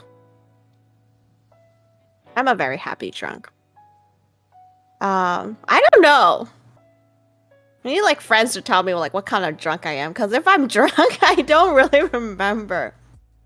But I'm not like the sad ones, or I'm not like the fighting ones. I'm just like the really happy ones. I'm like the happy drunks. Alright, and that was the drinking topics. Let's talk a little bit about some of your interests. So, you mentioned like anime, shows, dramas, possibly even movies. Yeah. Let's do a top 5 for each. Oh. It's on the spot, whatever you can think of. So you pick the category to go first. Movies, animes, and let's do shows together, including the dramas. Is it like all-time favorite? Like, Yes, all time. so okay. I'm the type that I don't remember names. That's okay. Even though I'm a teacher, I'm supposed to remember names, but like song names, song lyrics, the name of the movie title, the anime name, I can't really remember it. Mm-hmm. But I'll do my best. So, okay. Anime. It's because, how to say, like, it's only been these 2 years that I watched anime. Before that, I didn't really watch them. I was more of a manga reader. Mm-hmm. So, like, I have all these, like, good mangas that I read, but I totally forgot what they're called now. But if we're talking about anime right now, of course it's gonna be Demon Slayer. Okay. I mean, it's so good. I don't know if anyone's seen season 2 yet. I just have to like rave about how good season 2 is right now. But it's so good, Demon Slayer. And then there's like Jujutsu Kaisen. And then there's also, I really would like One Punch Man because of like the humor of it. One Punch Man. Okay. I don't watch Attack on Titans because I felt like I was a little bit too late to get into it. But I mean, if I had the time, I probably would get into. I know I have disappointed several people that I didn't watch AOT. Okay, but guys. Mm-hmm. yeah, I'm sorry, so sorry, guys. I will get into it. And then there was this one. Oh, I also like the time that we reincarnated as a slime. That one's a really, really cute anime too. Mm-hmm. I think that's it for now. Okay.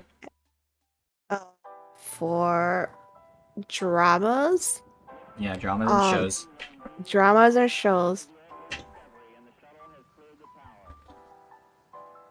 Do you watch TVB dramas, Wilson? TVB? TVB, like the Hong Kong ones. No, I don't. You could still name some. I don't know. There was several good ones. There was several TVB good ones, but I can't really name them because I forgot the names in English. Okay. But there was some. But if I have to talk about like Korean dramas or Japanese dramas, there are a few. So for like Japanese dramas is of course One Liter of Tears. And then there's My Boss, My Hero. There's Kurosagi. And then there was... What was that one that's called like... The teacher was a gangster. What is that? Teacher, gangster, Japanese drama. It is called Goku-san. Yes. Goku-san. Goku-san? I really, really like that. Because they have like 3 series of it. I really like that. And for Korean drama, what was that recent one that everyone liked about the North Korean and South Korea? But no, it's not Great Teacher and Onizuka. But the recent one, the Korean drama that everyone loved. But Korean drama, there's like, what's? I need to like search this drama. I forgot the names. Yeah, what is it about? Oh yeah, Crash Landing on You. Yeah, Crash Landing on You was a good one. And then and then there was the Penthouse, pretty good. I really like Penthouse. It really boils the blood. And then there was another Korean drama where they were connected by a mobile phone, but it was like a really old mobile phone, and it could solve crimes from back in 1960s, and it connected to the case in 2018 or so. Signal, yes, Signal. I don't like Dream High or Boys Over Flower. I like the Taiwanese version of Boys Over Flower though. Love Alarm is good, but it didn't really make on my list. There's also one on Netflix right now called the Uncanny Counters. That one's pretty good. I There's a lot of Korean dramas I really like to watch. And then what else is there? Here, Ears were pretty good. Mr. Sunshine. I'm just naming a lot of Korean dramas because I really like watching them. And then Hotel Del Luna was pretty good. And then what else? I think that's pretty much it right now. Oh, A Korean Odyssey was good. Stairway to Heaven. Yes, that was a classic. But yeah, I think. And for movies, I love watching movies, so my standards are quite low. Mhm. You're just like nodding. He's like, I've never heard of these Korean dramas. It's okay. I love the passion behind naming these titles. But movies, I really like psychological thrillers. I don't like paranormal activity stuff. Like, I don't like ghosts and stuff, but I really like the really thriller movie types. The recent one was called Last Night in Soho. I don't know if anyone watched it, but that was pretty good. Last Night in Soho. And then I love all Ryan Reynolds movies. Big fan of him because he's from my city. Except I don't like Death. What's his name? Deathpool? What's his name? Deadpool? Deadpool? I don't know. Yeah, I don't like that movie. That's like the one of the movies that he's in it that I don't like. I just Okay. yeah. I know it's his most famous movie, but it's just like it's not it. Like that kind of humor is not it for me.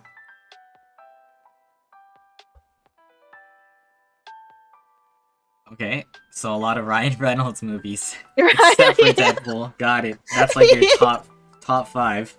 Top all of his movies except Deadpool. Okay, how about what's your current favorite song and artist? My favorite artist right now will still be Khalid.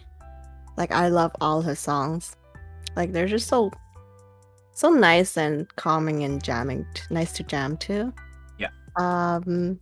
Favorite song would be there's just song like I said, I forgot the name, but I haven't watched Free Guy yet though. Let me see if I can find the song name. Because I remember posting it. It's a really good song. Let's see.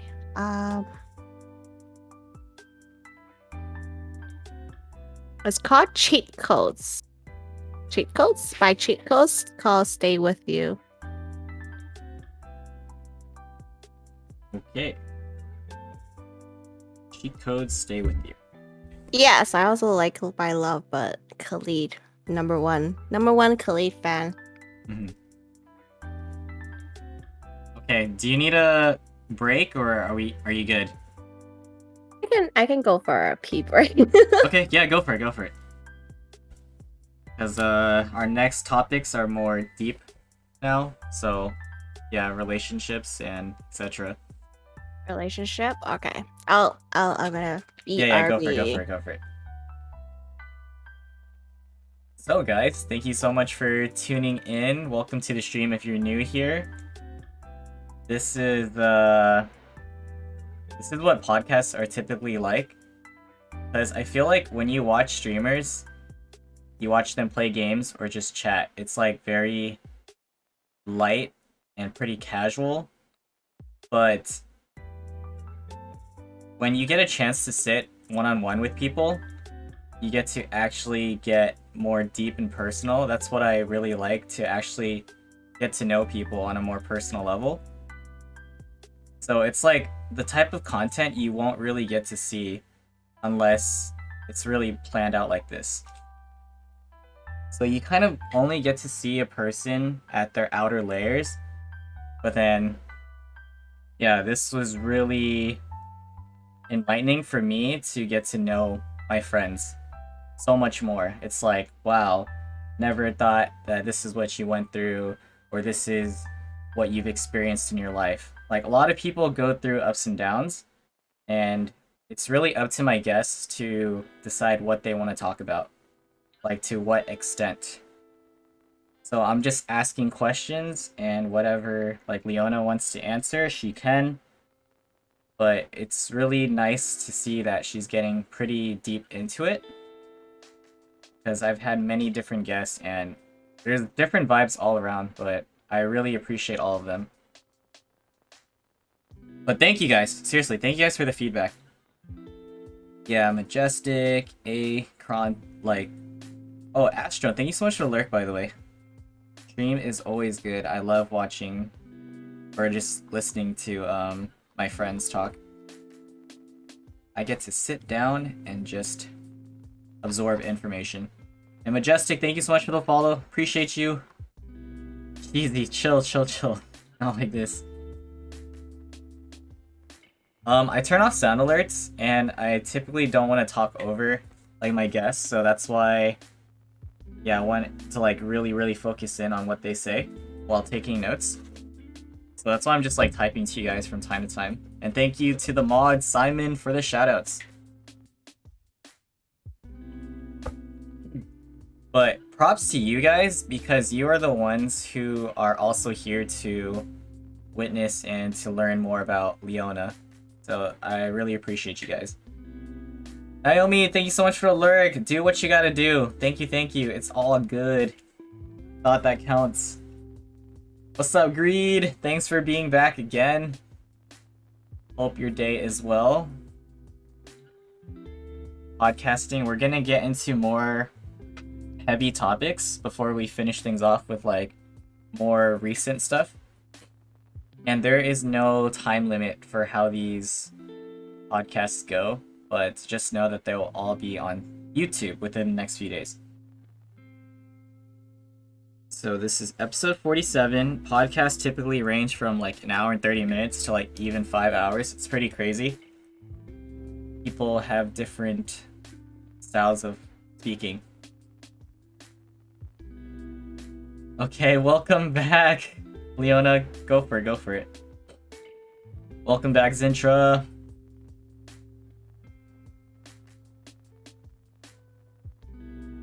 Hello, welcome back. Hello. That was a really long pee.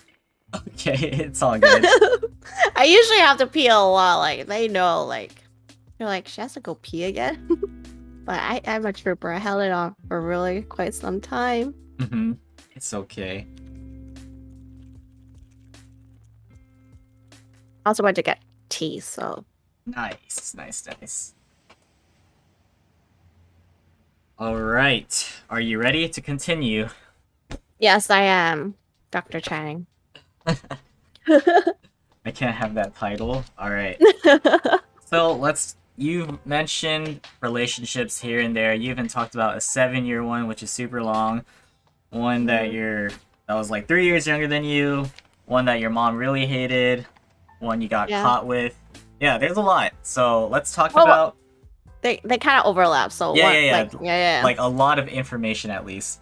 Yeah. So let's talk about the very first one. You could talk about how you met, what the experience was like, how it ended, and then just move on from there in chronological order. Okay. The first one. I was grade 12. He already graduated from high school.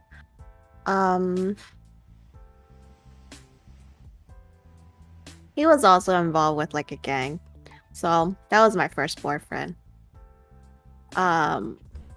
There's really not much, cause how to say it, like since like I was like when I was in grade 12, my mom kept me even like in the house even like tighter, so I wasn't able to really go out.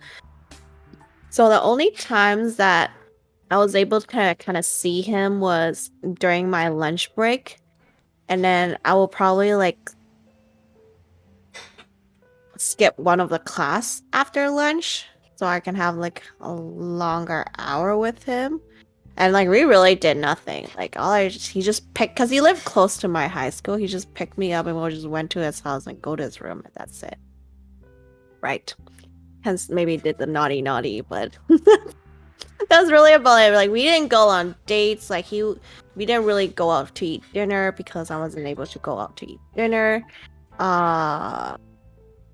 It was, I think that relationship lasted like maybe 6-7 months in grade 12.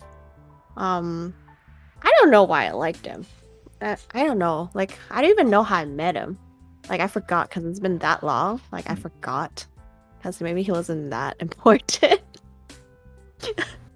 Yeah. So I think it's just like I think I broke up with him. I was like, I don't think like the feelings there. So kind of ended things. And I was like towards the end of grade 12 where I met a lot of other people and I was like, why am I hanging around with this loser when I can find someone better? And then he wasn't like, yeah, it was just like, I think the reason why I liked him is because I think he was like some sort of a boss at Dino. So that's why I kind of like, dated him.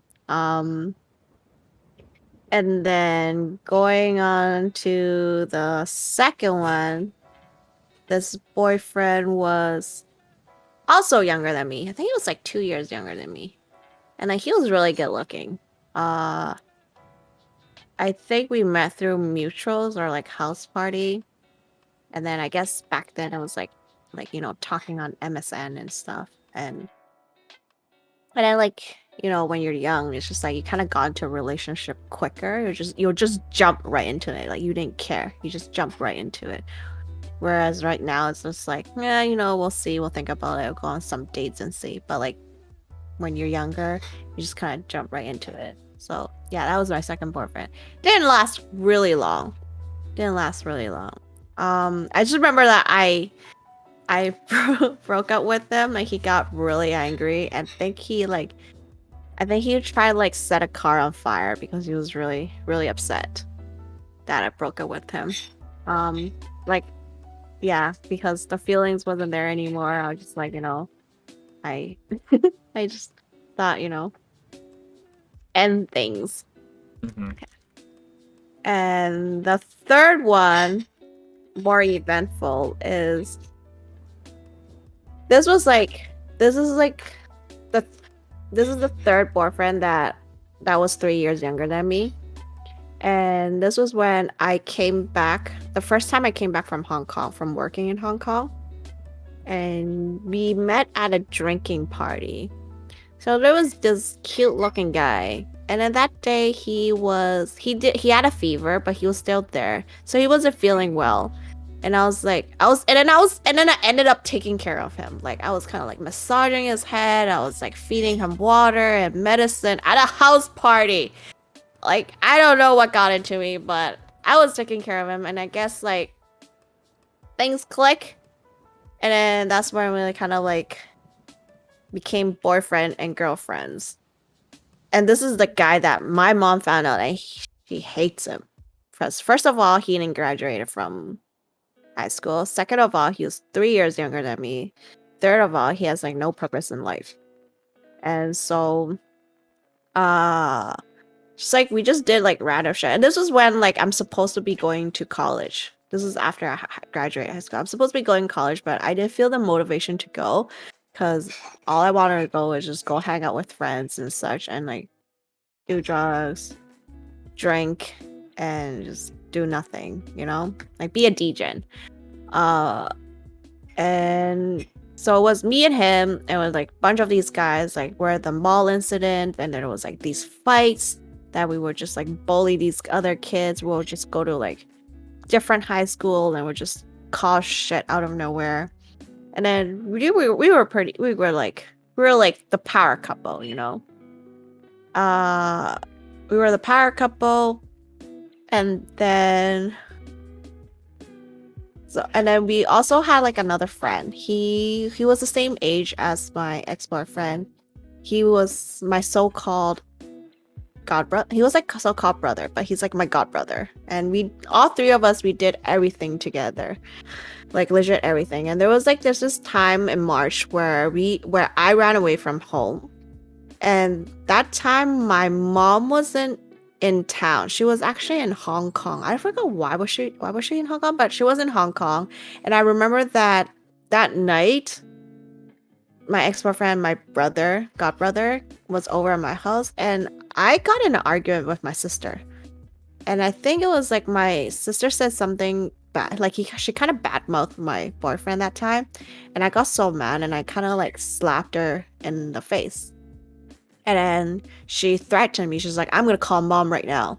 And when she said that, I was like, "Oh shit, I'm gonna get the fuck out of here." So I kind of left home, and I left home, and there was like, I couldn't go to my boyfriend's house because his mom doesn't even know he has a girlfriend, and his mom was like was a bitch as well. And so we had like nowhere to go, so we went to my godbrother's house for a little bit. I lived there for like maybe like few days, to the point where his sister was like, no, you're not welcome here, because there was like these house party that were held, and his sister found out, and so she kind of kicked all of us out. Like she kicked her own brother out. And so three of us, we had nowhere to go. And so we went to this friend's house. He was actually a homestay student at this lady's house. And this lady was nice enough to offer us a room. And then we just had to pay $400 a month. Because we kind of made up the whole story where like me and my brother, we lost our passport, and then we like the homestay parents kicked us out and all that kind of stuff. We just made up stories so for her to take us in. And then we had no money for food. We didn't even have the money for the rent, so we're just kind of like lying about it. We're just like, saying that we'll get you the money, And then I remember that we were so poor, like we were hungry, we didn't have enough money, that we were borrowing money from other people, and we really were surviving off like McDonald's junior chicken burgers. Like we were surviving one burger a day because we didn't have the money, and junior chicken burgers was the cheapest. And when our friends were at a restaurant, say they were eating pho, and we will go drop by, and I remember that we were hungry. I was hungry I don't know about them, I forgot about them. I was hungry to the point where I was eating the bean sprout from the soup. And then I thought that was really sad. I was eating the bean sprout, like the free bean sprout they give you at pho places.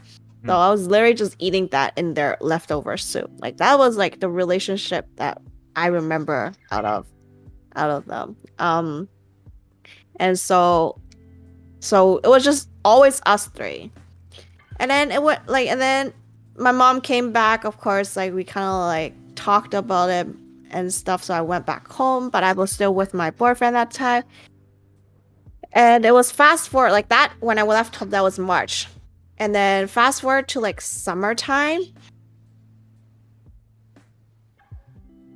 There was a day where he told me that he was sick. And I was like, oh, okay. Like, how are you not feeling well? He's like, yeah, I have a fever. Because I think we were supposed to go out for lunch. So I didn't think of anything. I just dropped whatever I did was at home. I went to order congee for him. I drove over there to his house. So I was holding the congee because I knew he was sick. I was holding the congee, and he lived in a townhouse. So I walk up the stairs, and I called him. He didn't pick up. I rang on his doorbell. He didn't open the door. So I look through the window, and I see this pair of Uggs. These girl boots, okay? And that time, our group of friends, there was always these two friends of ours, female friends of ours, that always wear these Ugg boots. And I was like, I already had a feeling. Like, I had a feeling that it was her. It was one of the girls. And I was like, no fucking way, right? Like, I can't believe this is happening. Like, her? Is he cheating on me with her? So I messaged him and he's like, yeah, I'll come down, open the door for you.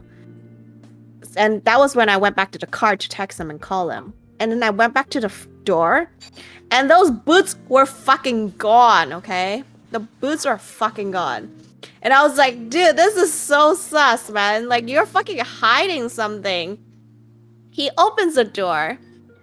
He's like, oh, what you doing here? And I was like, I brought you kanji because you said you were sick, but you don't look like you're sick. And then his friend popped out, like one of our mutual friends, another guy friend. And I'm like, and I straight up went like, where the fuck is she, right? I was like, where the fuck is she hiding? Why'd you fucking hide her boots? Like, I fucking saw them. And the friend dived in and tried to defend him and be like, oh, no, nothing happened between them. Like, we all slept on the same bed. 3 of us slept on the same bed, and I slept in the middle. And I'm like, do you fucking treat me like I'm a fucking dumbass? You're telling me that 3 of you slept in the same bed with you in the middle, my boyfriend on the side, the girl on the side. Like, who's gonna believe that shit? Like, no one's gonna believe that shit. Like, don't take me for a damn fucking fool, okay? Like, I was so mad, okay? And it was with a girl that we all knew. Like, she was our friend. Off topic, but she's still a hoe up to today. But so, and then I walked in, I kind of barged in, and I was like, where is she? And then he's like, oh, she's in my mom's room. I've been dating this fool for like half a year.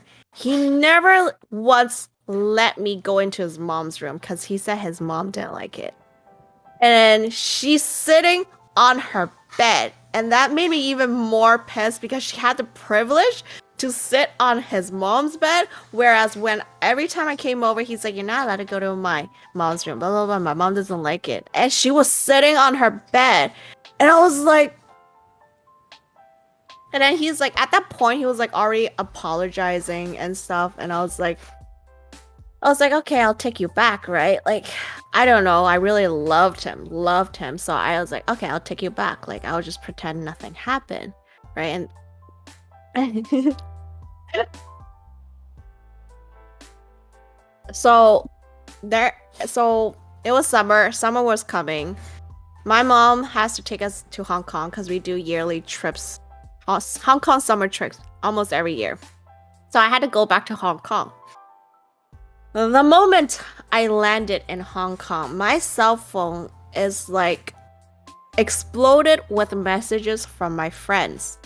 Like, these are like my underlings or whatever you call them. Like, these were like my boys. And they spammed through my phone because my phone was off for the flight. So once I turned it on, they were spamming it and they were just trying to call me. They're like, the moment that I got on that plane, my boyfriend that time, he was holding hands with that girl at a mall and everyone saw it. Like, everyone saw him holding hands with that girl after he begged me to go, like, to take him back, and I caught him red-handed cheating on me, right? And so I was like, I was really heartbroken, and I think I didn't really eat for days in Hong Kong. And then I think I went on like a drinking, because in Hong Kong when you drink it's really cheap. So I kept drinking for days and days. And I met this guy. I mean, there's a bunch of us from the same city that we knew, like mutual friends, that they flew back to Hong Kong. We all met up. And then I started having like feelings for this guy. And then the boyfriend then, he actually booked a flight ticket and came to Hong Kong to beg for me to take him back. I was like, no, honey. No, yeah, that guy that I had feelings for post probably a rebound because I was really heartbroken. So he tried to like ask me to take him back. I was like, no, we're done. Like, I don't love you anymore, you know? Like, I have this new guy right now. But yeah, he tried to like he tried to like ask to get back together. I was like, no. And I think they like had, and then so when he went back to Vancouver, I think him and that girl did actually date it for a little bit, if I recall. So they dated for a little bit. I guess they broke up.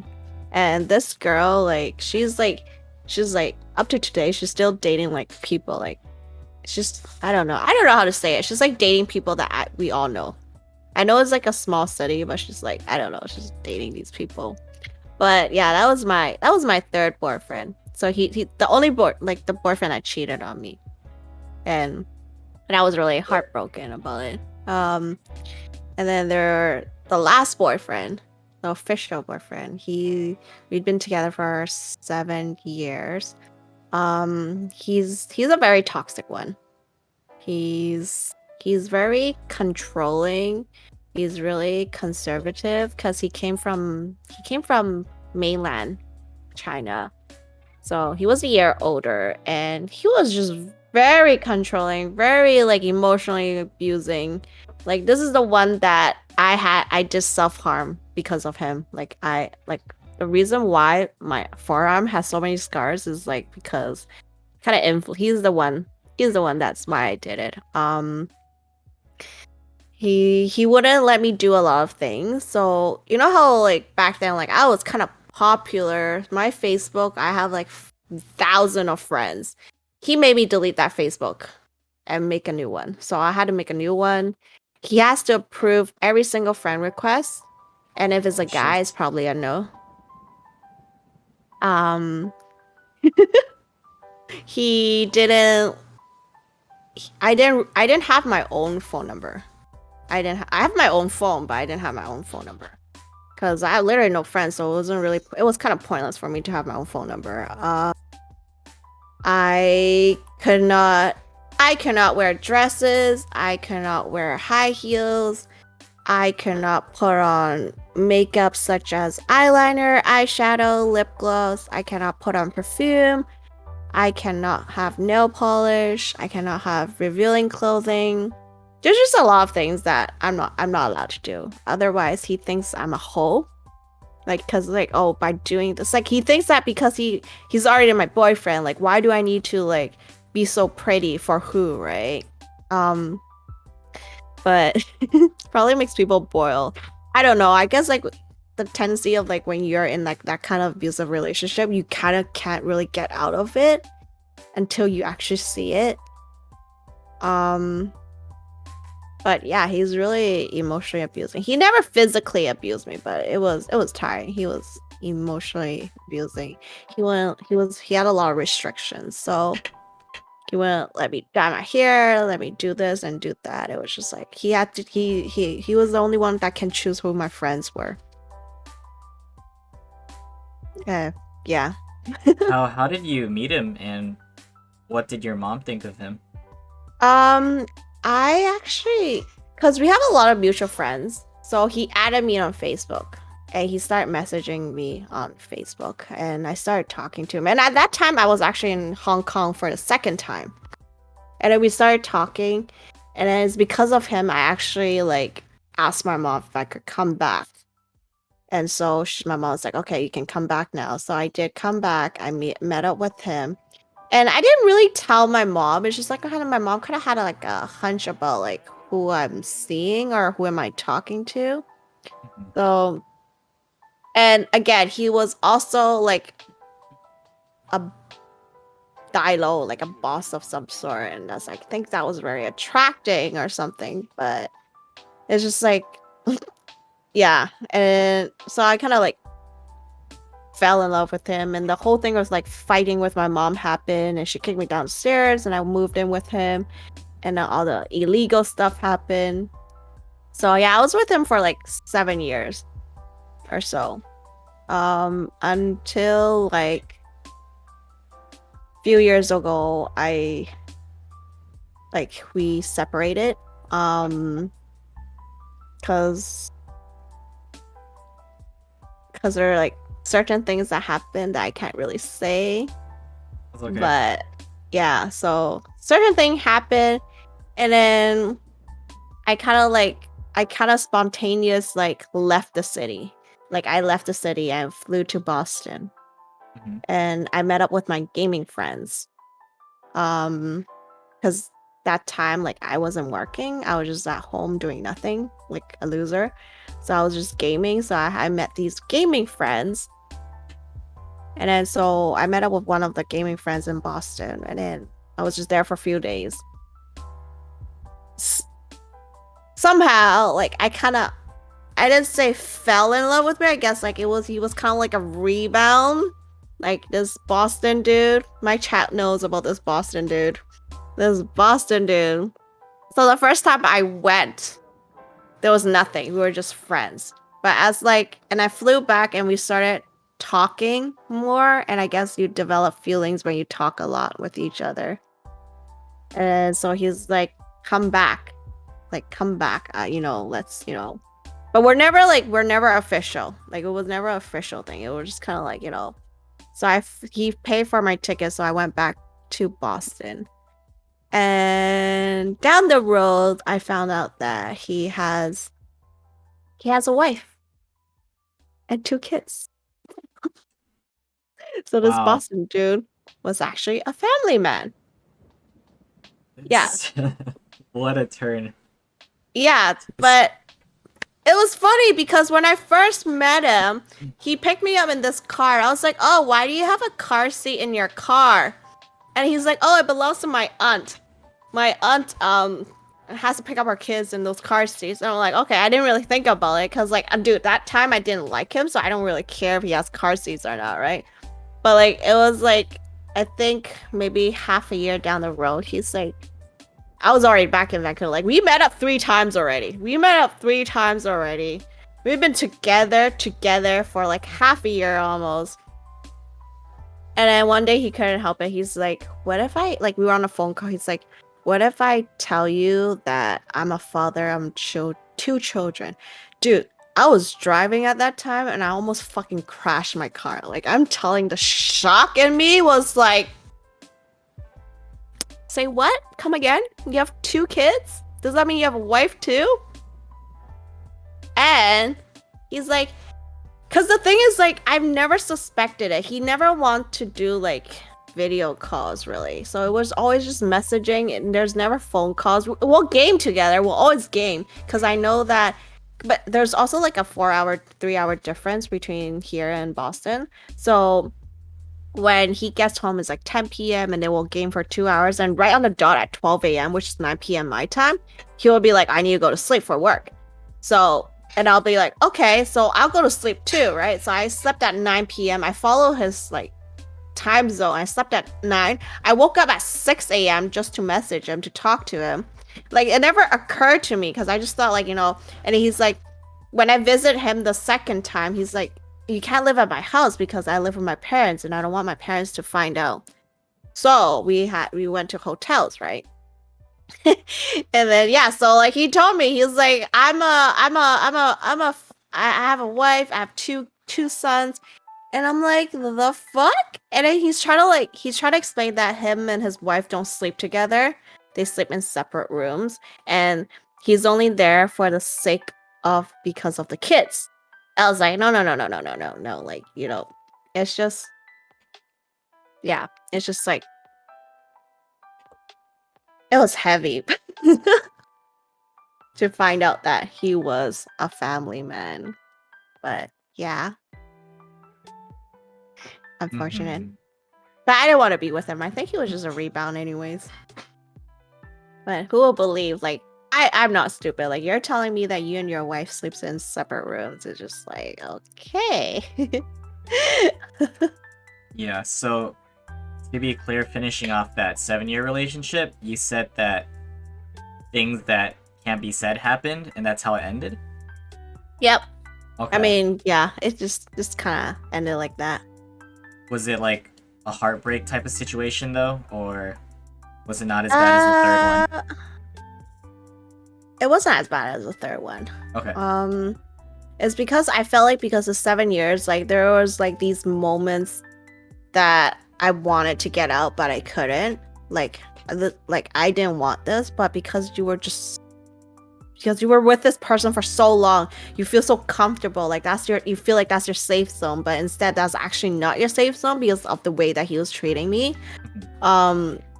Yeah, so just 7 years, finally came to realize, you know. Yeah. I see. So, at what point in that relationship did you realize, looking back now, like, where it changed and became toxic? I think the first time I met him, it was already there was already red flags because I Okay. remember so clearly that he came to pick me up. Like this wasn't like when we're girlfriends and boyfriends. It was just like we're kind of like talking to each other, I say. And he came to pick me up with like this guy. This guy, he's the one who took my virginity, okay? And that guy became his friend. So I saw him, saw both of them. Okay, so it's really complicated, okay? He was the guy that I lost my virginity to, like he's not my boyfriend. But anyway, somehow he ended up being my ex-boyfriend's like one of the boys. Yeah. So he picked me up. He was there and I was trying to look pretty because, you know, this is like probably our date, but not really our date. So I remember that I was wearing a jacket with a tank top.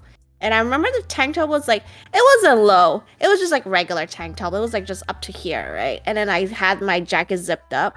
So it wasn't revealing at all. And then he saw me and he kind of like nodded his head towards my zipper and be like, you know, pull it up, that kind of gesture. So I pulled it up. So I felt like that was like one of the first moment where I realized like this is kind of weird. Like he's like, why is he asking me to zip up? And then somehow I did it because, you know, I kind of liked him and I want to like, you know, do whatever he wants to say so he can like me more, that kind of way. And then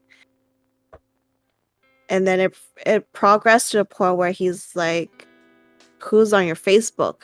And that was the point where like it was like weeks into our relationship where he's like, I don't really like your Facebook. You have like a lot of like friends that you don't really hang out with anymore. Like, why don't you just delete it and make a new one? And I actually listened to him and I deleted and made a new one.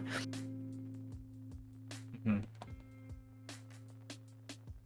But See.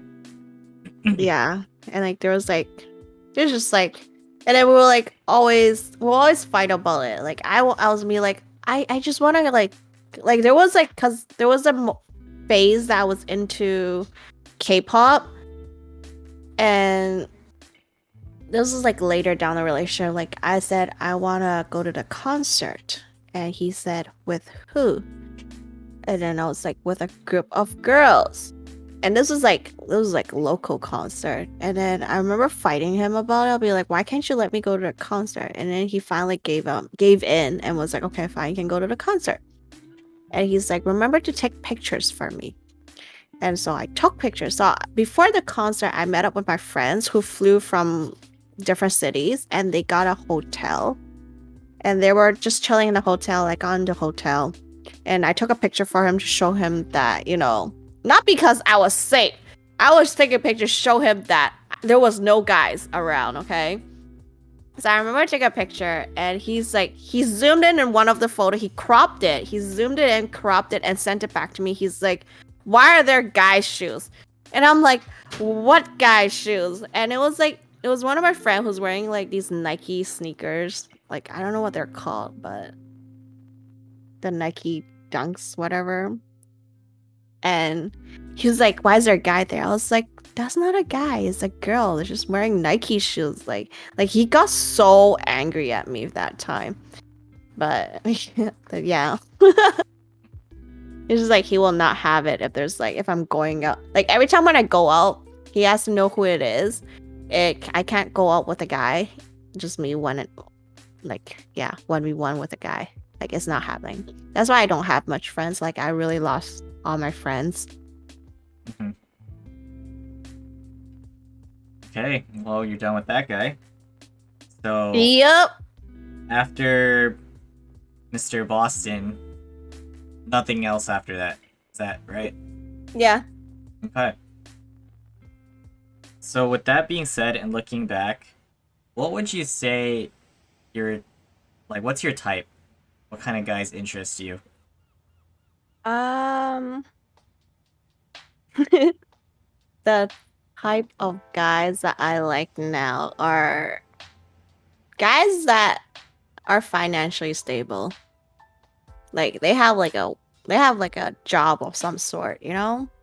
Like don't expect me to take care of you or something like that.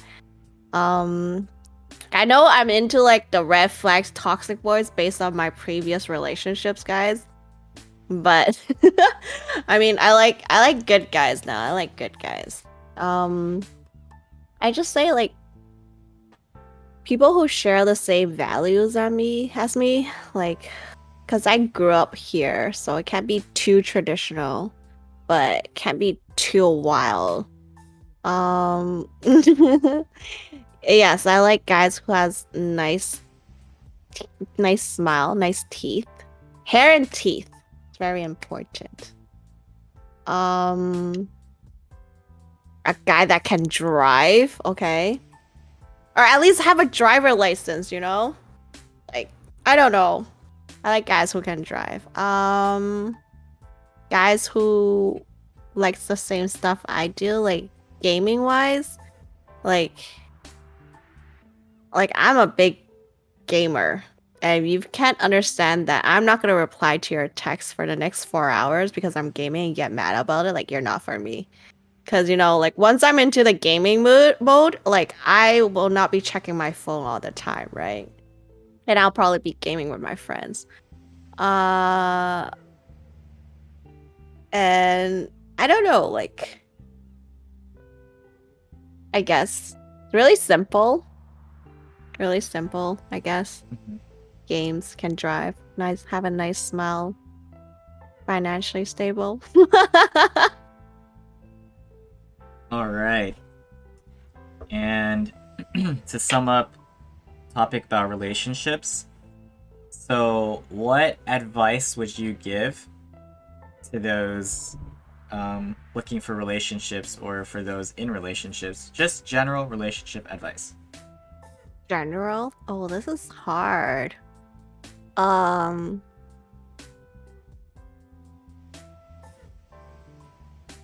it's like a really gray area, okay? But I say that don't ever feel the need of rushing to be in a relationship because of the norm where like, oh, 25 you're supposed to be dating. By 27, 28 you should have like marriage plans in place. By 30 you should be married and have kids. Like I'm telling anyone that don't rush into relationships just because like there's a certain expectations from society. And like I'm not saying relationship doesn't last. There's also going to be a better one, and it's the matter of fact how hard you work onto it together. So it's not really one-sided. I feel like in my 7-year relationship it was just only kind of me working towards it. Yeah, so I like staying single, and if you guys like staying single, don't feel pressure to find someone. And just because you find someone, you don't need to put labels on them. Like I think like nowadays people are so obsessed of putting labels and being like boyfriend and girlfriend, being exclusive, and they must have my photos on their Instagrams and such. But for me, I've learned to stay more private over the years as I matured and grow older. It's like I don't want anyone to know anything about like my life. Cause like back then, like you know how Facebook status would be like you're posting every single moment on Facebook status. But for me, right as of now, like I don't really like post anything that's personal. But yeah. A single gang. Single gang, let's go. Only boomers use this space. Okay, there you go. Some advice. Alright, now, how would you say your mental health is as of now? Mental health? I think it's good. It was really bad last year, but because I got into streaming, it became so much better. Uh, like throughout my whole entire life, money was always a problem. Like I didn't have a stable job. I was always a disappointment to my mom, and all that kind of like Asian expectations in the family household, right? Like I wasn't able to save up money because I was just like I wasn't even going to work, right, until like recent last 5 years. So and so last year, last was it last year? No, 2 years. So was I think it was what year are we? 2022. Mm-hmm. So November 2020, during the pandemic, the reason why I got into streaming is because I lost a chunk of money. I got scammed.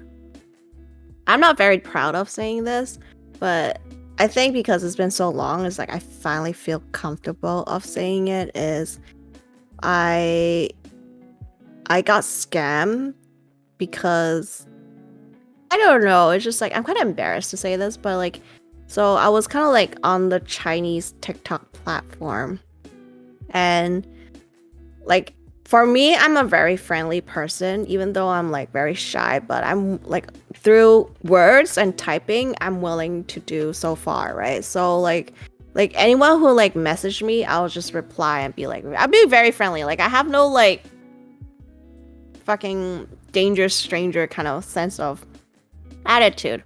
Like anyone who messaged me, I'll like reply them, right? And so there's this guy, he said he's from Vancouver, and we started talking.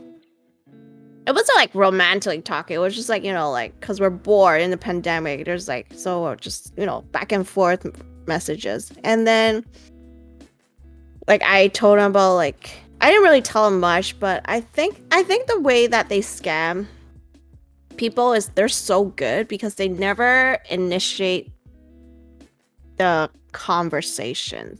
Okay, so it will kind of be like they will say something for you to kind of push you to ask the right question, so then he can open it up. So what he did was like, he's like, what do you do for work? And I'm like, oh, I'm a teacher. So obviously, common courtesy, you'll kind of like you will kind of like ask him in return, like, oh, what about you? What do you do, right? So he told me that he does these like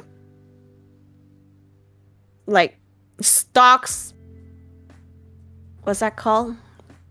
My brain's not working. Like the Bitcoin, cryptocurrency. Yeah, cryptocurrency. So he does all these stuff and crypto and stuff.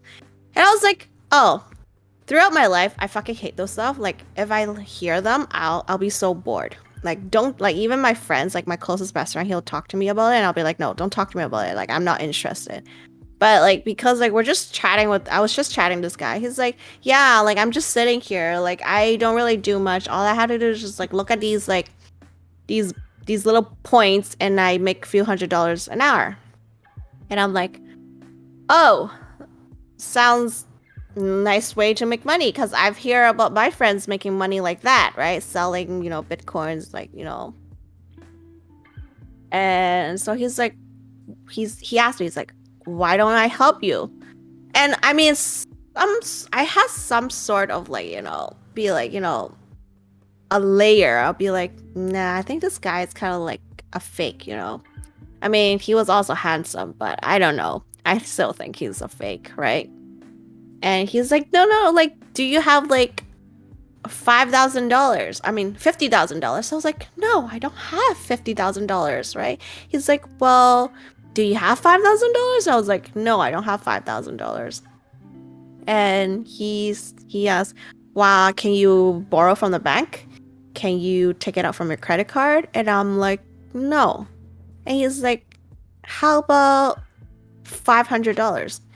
And I'm like, well, $500 I do have. So I was like thinking to me, I was like, well, I'm kind of new to this. If there's someone to guide me to do this, then I'm more than happy to do it. So I'm willing to put in $500.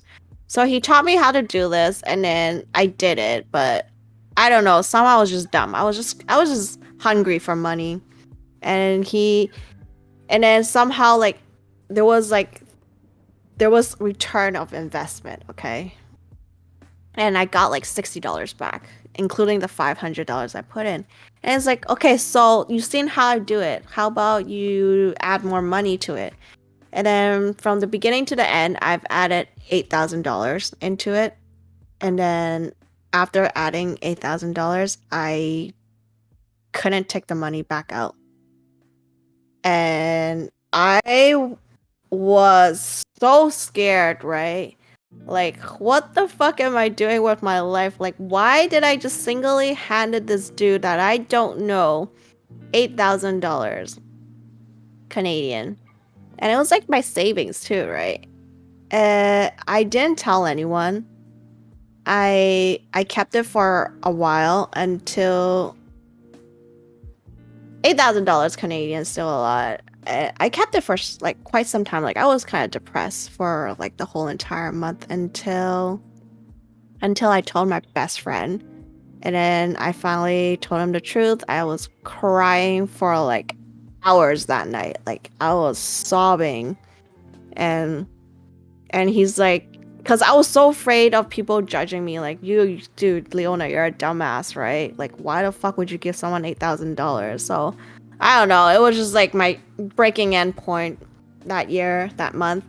And then so he's like, why don't you go into FBA, which is like selling stuff on Amazon?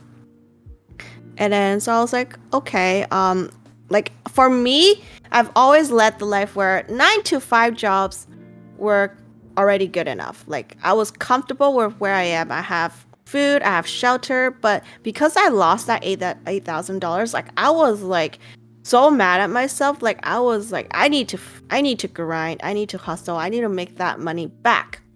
So I still have like a little bit of savings left. So I use like the last bit of savings to do Amazon.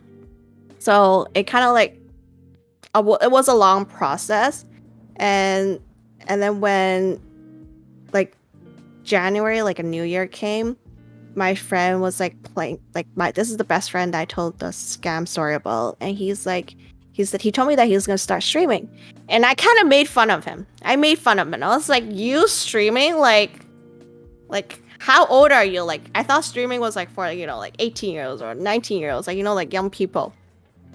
And he's like, "No, I'm gonna do it." And he's like, "Okay, I'll support you. Like, where are you streaming from?" And that time, like last year of January, like I didn't know what Twitch was. I didn't know what streaming was. I didn't know what Twitch was. And then so I made an account to go on his stream.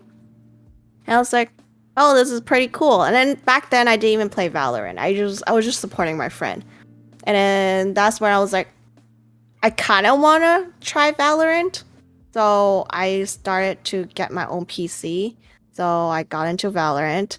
And then I also was like, my friend was like, why don't you try streaming too? Because, they're like, oh, you're a girl, right? Streaming will be so easy for you. Like, all you just show your face. And I'm like, ah ha ha. Like, I didn't even have a webcam that then. But I did try to stream without webcam. And then my friend bought me a webcam for a gift. So I started streaming.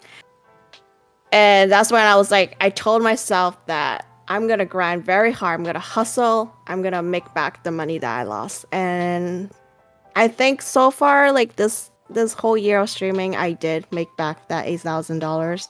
So, yeah. All right. So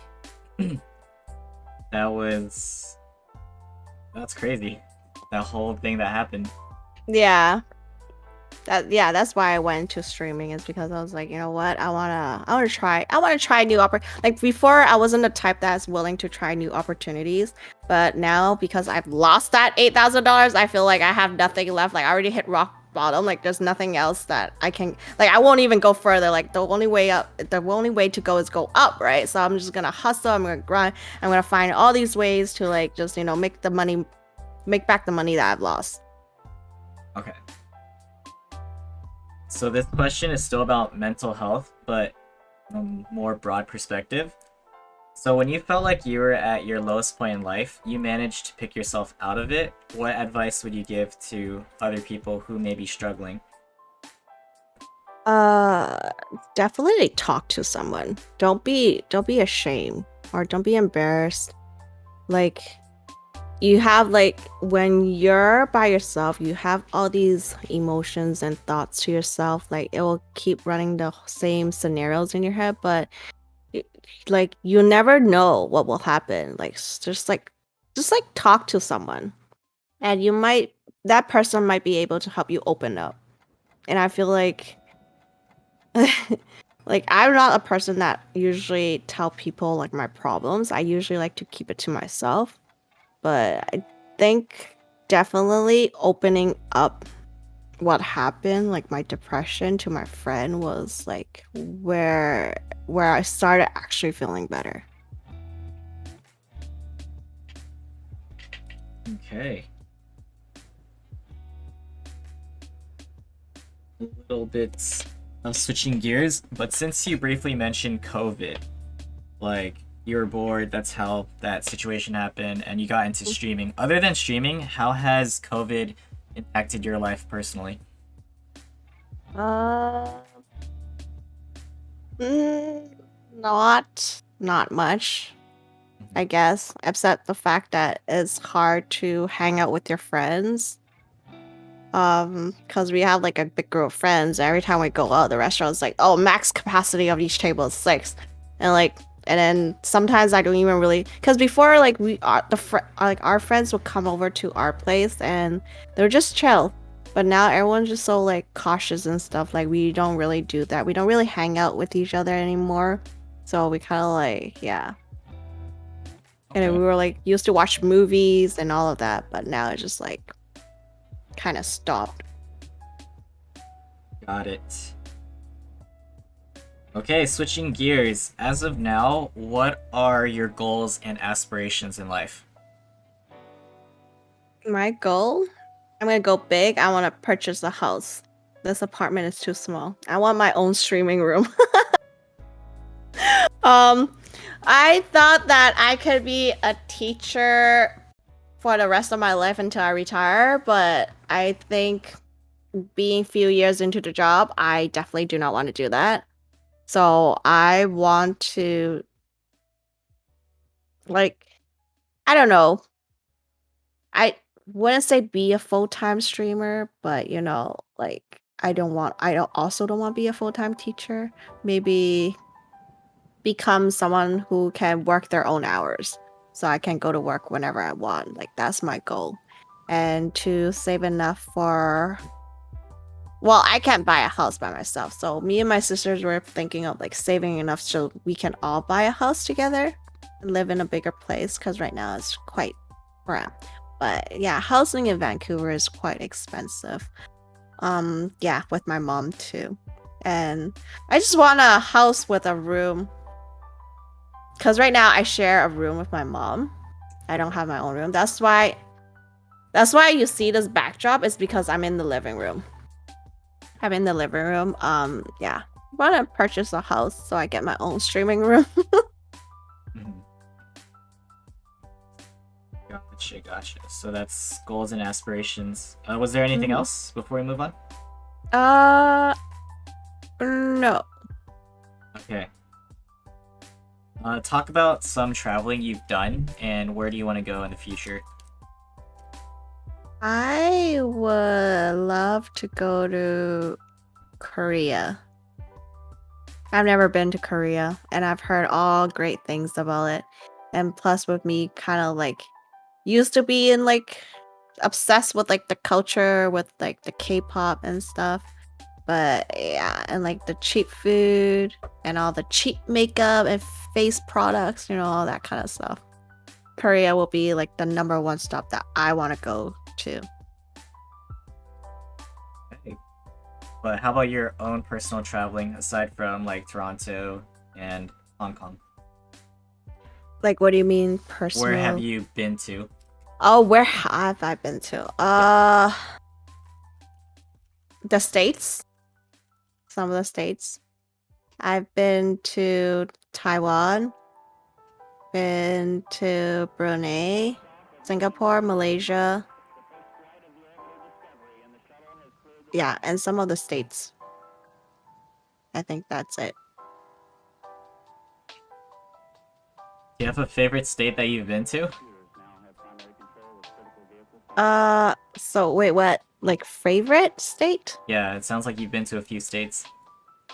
I've been to okay, so I've been to like the cities. Okay, I don't know about the states, but cities I've been to. Is Florida a state? Yeah. Okay, so Disneyland. Where's that? Is that? There's Disney it? World in Florida and Disneyland in Oh, Florida. Okay, Florida. California. I went to Florida. Went to New York. Went to Boston. Went to Vegas. Went to LA. Went to San Fran. And out of all the places that I like the most would be LA. LA, okay. LA for sure. For what reason? I think it's because like I only went there once, and that was the one time when I actually like it was actually a vacation with me, my sister, and two girlfriends, and I actually enjoyed of being an adult. Because before I wasn't allowed to travel, right? Like if I did travel, I'll be traveling with my family or yeah, so I'll be traveling with family. I've never traveled with friends, and I think that experience was a very positive experience for me. And also, like, I guess because like the food there and like the people that we met there was good vibes. So definitely will Mm-hmm. want to go back to LA. Okay, now we are gonna talk about social media. So, aside from Twitch, what socials are you actively using? It will be. I think it'll be Twitter now. It used to be Instagram. Now because I just recently got a Twitter, I'm like 24/7 on Twitter right now. Cause yeah. Like even for Instagram, like I used to like post a lot of photos and videos, but now I archived all my photos. There's only like 4 photos on my Instagram now, and I don't really post stories on there because I'm always on Twitter. And no, it's not a honeymoon period on Twitter, okay? Because it's not the first time I've been on Twitter. I had a K-pop account Twitter, okay, with like 4,000 followers. So it's not my first rodeo, okay? It's just I like Twitter. Hey, We'll see. alright, so is that it? Yeah.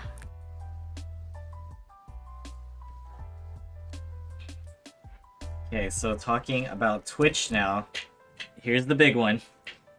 You already mentioned how you got into Twitch, Yeah. you know, through your friend and during that time of struggle.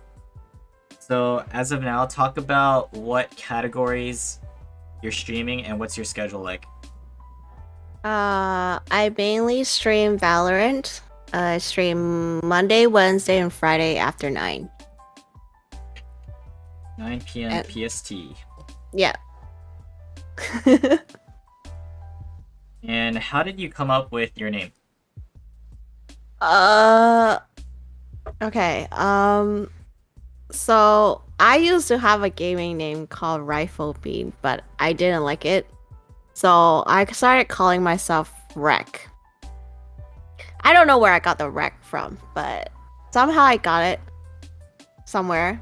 It was just like one word, one syllable, easy to know, easy to say, so Wreck. And why there was a hello to it, it was because I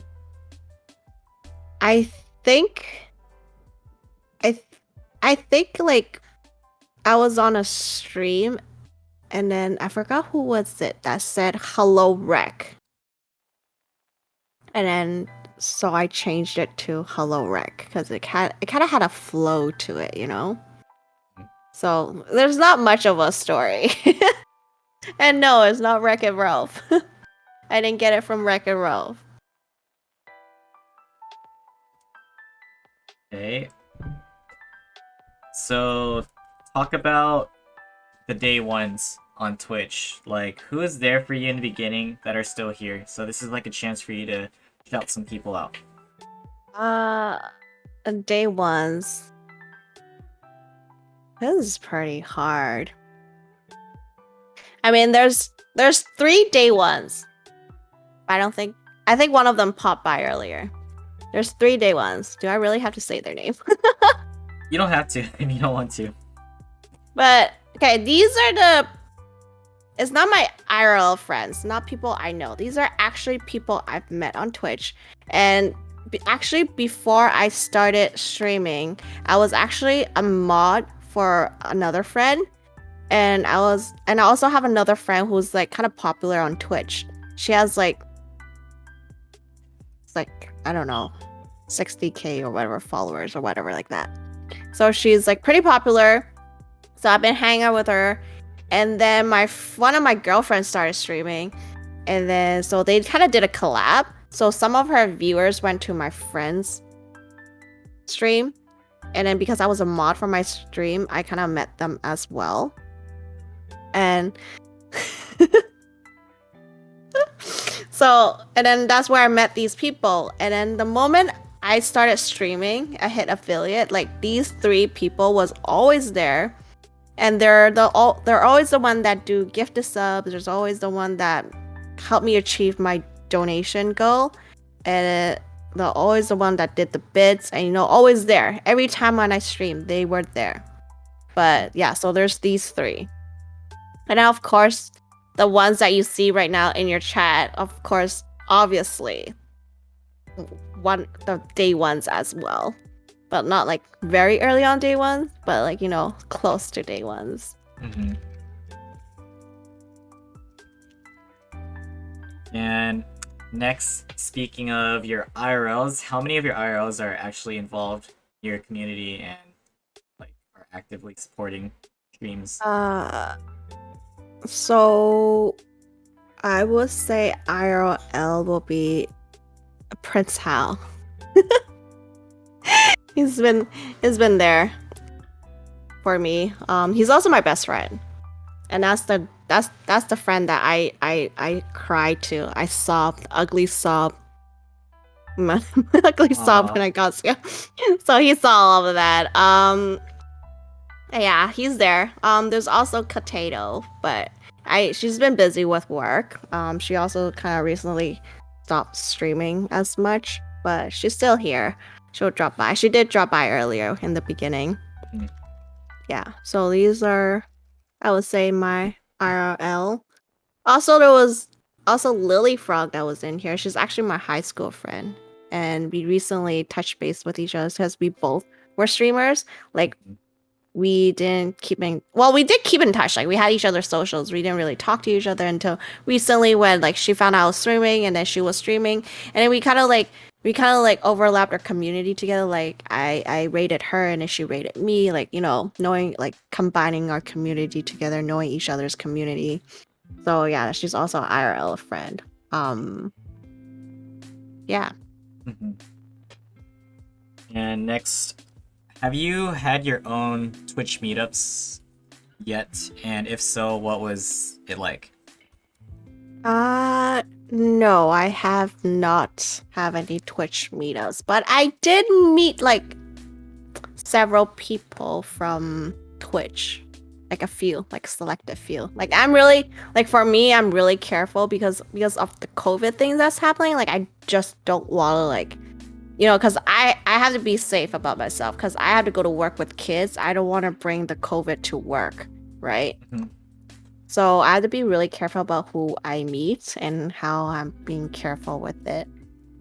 But I do want to hope one day to like have like a Twitch meetup, Yeah. Okay, talk about one of your favorite memories on Twitch or stream.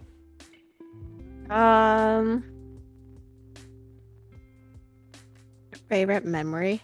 Mm-hmm. I guess it's like there isn't really one favorite, but I guess the most memorable one is the one when I first did my subathon, which was last was it last month? I think it was last month. Last month when I did my first subathon, also for my birthday, and it was a lot of people coming in, stopping by and supporting, like whether they were just dropping by to say hello, dropping by a lurk, or dropping gifted subs. It's just like, oh my gosh, yes, also that one, but I'll get to that. So there's that one because it was really special because for me, I never thought I'll do a subathon because I'm not the type of people that kind of want to like just because you ask me to, I'm gonna do it for you. Like that's why I was really hesitant about doing a subathon because I have to think about all the ideas that somewhat had to be entertaining for my chat. What I need to know what they want from me, but at the same time, I need to know where my comfort zone lays off to, right?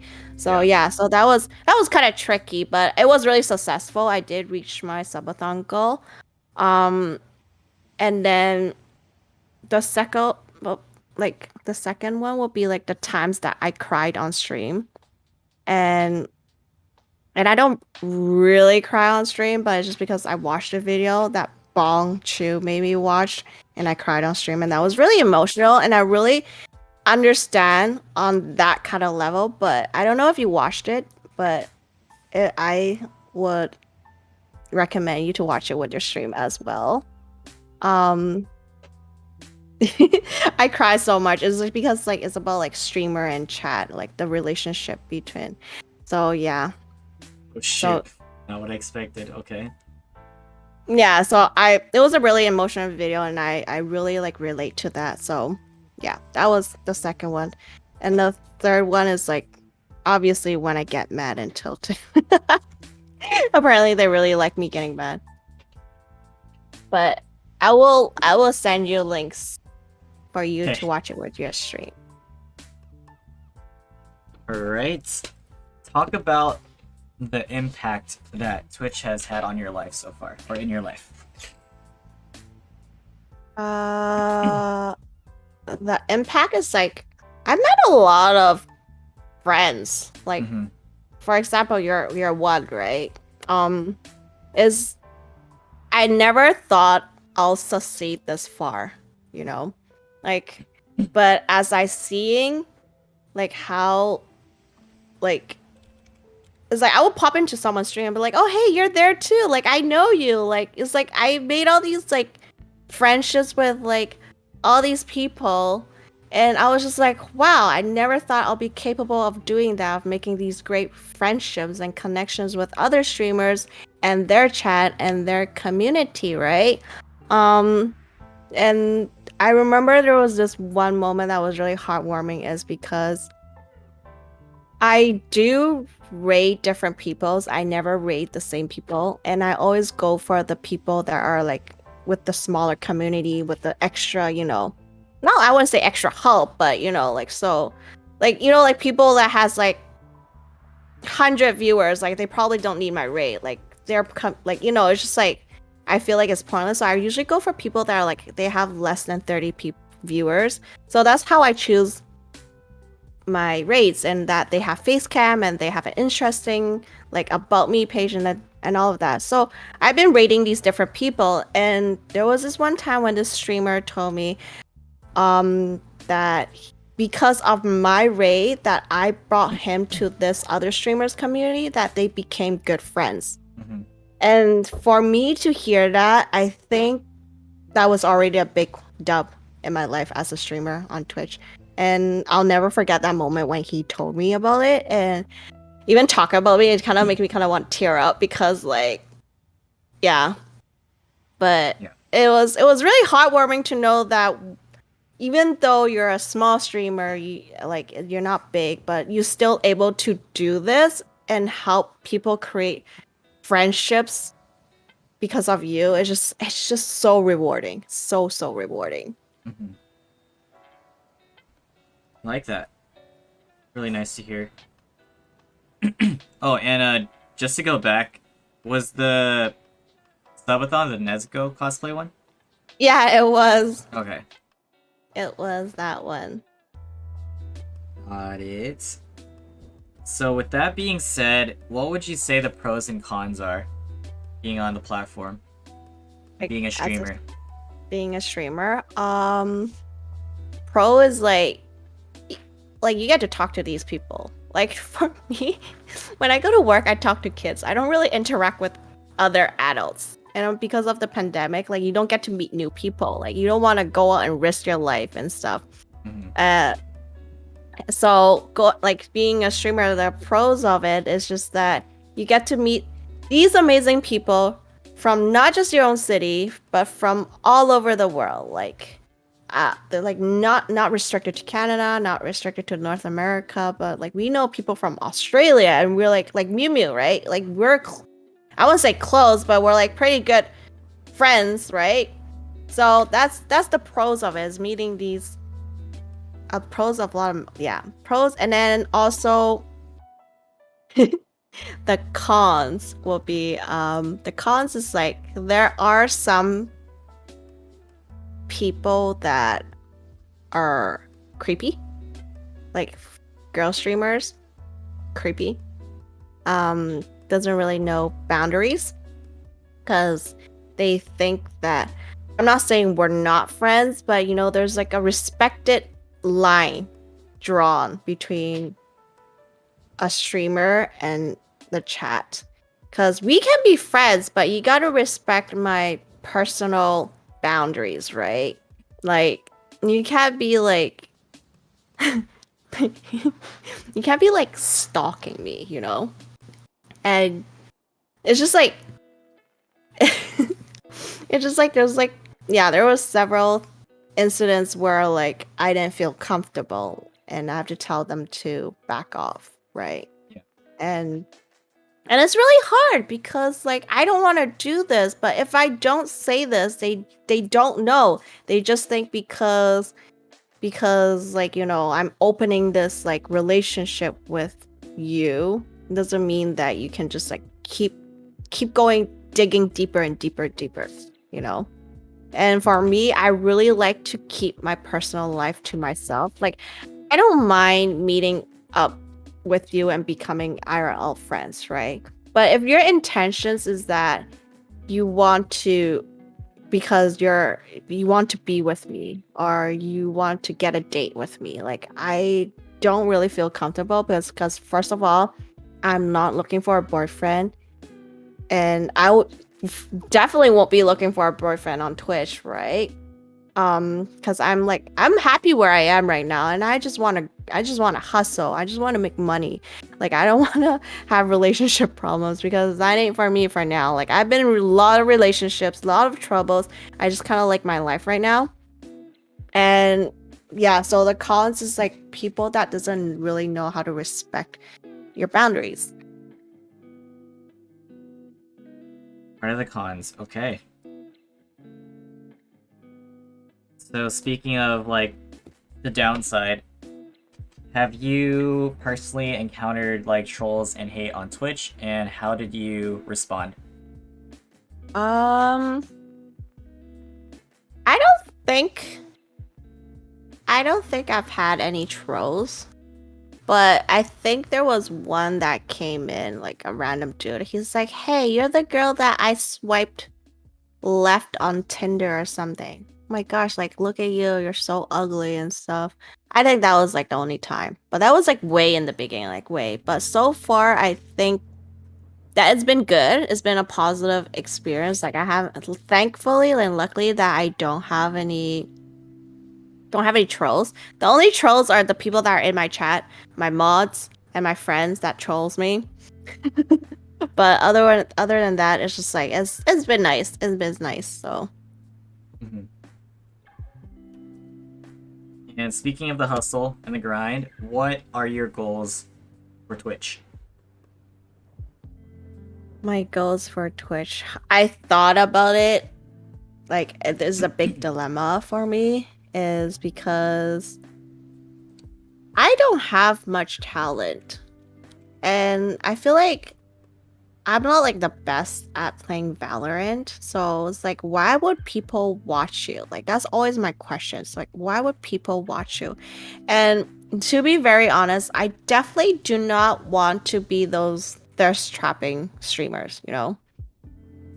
Like the people that does like, cause I know a friend who does like that, but I definitely don't want to go down that road because I just want to like enjoy talking to people while gaming. And Valorant, like I'm already like playing Valorant at nighttime, so might as well just open up stream and just chat with people and make friends and know about other people's day because I can't do that at work because I talk to children. The children can't tell me how their day went. Um, so the goal for me is just to just keep doing what I'm doing because I still don't know. And people ask me, like, do you want to be a full-time streamer? And I feel like I can't afford to do that. Mm-hmm. It'll take a lot. It'll take a lot. And kudos for those who does full-time streaming. But I feel like it's not for me yet, especially if I do want to save up to buy houses and stuff. Um, but I mean, obviously, like if I like, everyone's like, reaching to like pushing for partner and stuff, but like I don't have much confidence in myself. Like I'm a person that like with low self-esteem. So, but maybe one day, maybe one day. Mm-hmm. But definitely, yeah, just want to grow my community, knowing more people and bonding with them, playing Valorant with them. Got it. And so, out of curiosity, when you first got started versus now, how supportive was your mom and the rest of your family in regards to streaming?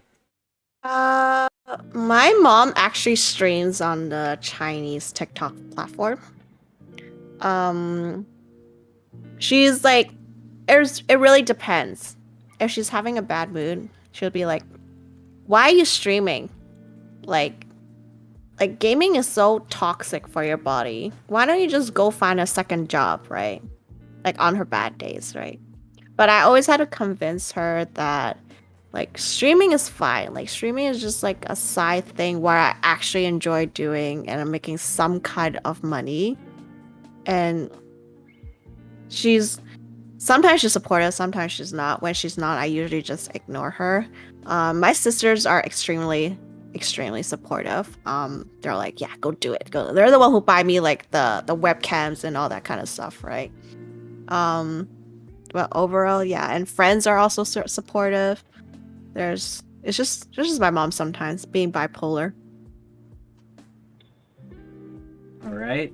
And with your experience on Twitch, what advice would you give to upcoming streamers or those who are just trying to get started? Uh, I will say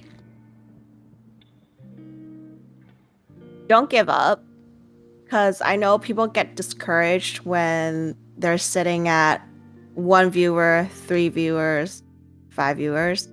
Um, and you can't just expect people to come, like the viewers to start pouring in, right? You need to work for it. You need to go out there and make connections because you sitting on your computer streaming, yes, that's fine. That's your one of the things that you do. But I feel like what's also important as a streamer is that you need to build the connections. You need to be the one out there. Like, say, like you can't expect people to come into your stream. It's more so how about you go into their stream and check out their stream and chat with them so you know their community like a little bit more and you meet these new friends. So in a way that when you're streaming, these now become your new friends. They will come and support you. That's what I think. Mm-hmm. Nice. Well said. Anything else? Uh, yeah, I think that's that's Okay. all on my mind right now. All good, all good. A few more questions. So, just from your perspective, you mentioned that when you were convinced to start streaming, your friends were just like, your girl just get on stream, like get started, Yeah. right? Yeah. So, what are your thoughts when it comes to being a guy and a girl on stream?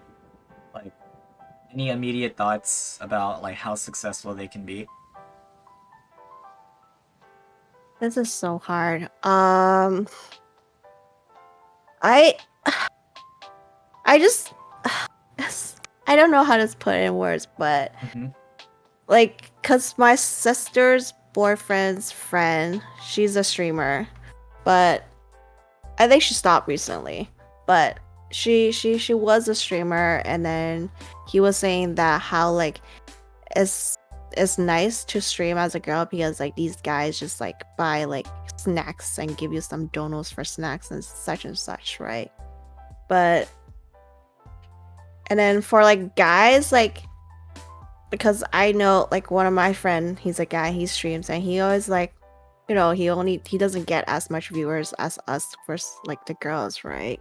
Mm-hmm. Um, I, I don't know, cause I'm very lucky because when I first started streaming, I have like these other streamer friends to support me and to bring their community to me so that they got to know me, and that's how I got my day ones, right? Um and I feel like the the platform of Twitch, I think majority are guys, and I say the tendency of the guys looking for girl streamers is higher than looking for a guy streamer, unless say that you're streaming Valorant, uh, nobody is really gonna watch you if you're really good at playing Valorant, right? Like that's how I get off by people streaming, is that people don't really watch you. And it's really sad because like you like all these pro players get like thousands of views, and you got like these small streamers that don't even like only got one view, and just because they're not good doesn't mean they don't deserve like for you to check them out, you know? Because I know some of these small streamers, they have like great personality. They're so funny, and I feel like even though some of like the guys are kind of awkward, but they're actually kind of funny. And then there's some of these girls where all they do is just, kind of show off their body to, capture audience. So it's really, really depends. And I've been telling Kai to like do an IRL stream. But yeah. Yeah, it's hard. It's hard. It's nice to hear perspectives, so thank you for that.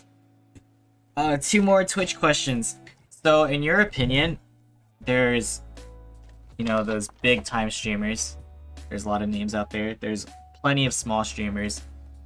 What would you define as like a mid-level streamer? Like, to get to that next level, like how would you describe it in general? I would say mid-level streamer is when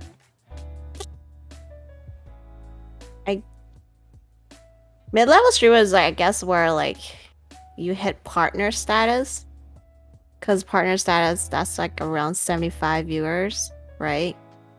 Mm-hmm.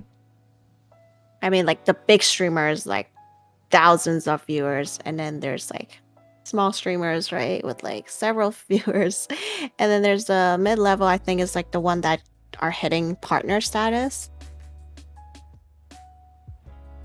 Mm-hmm. Okay.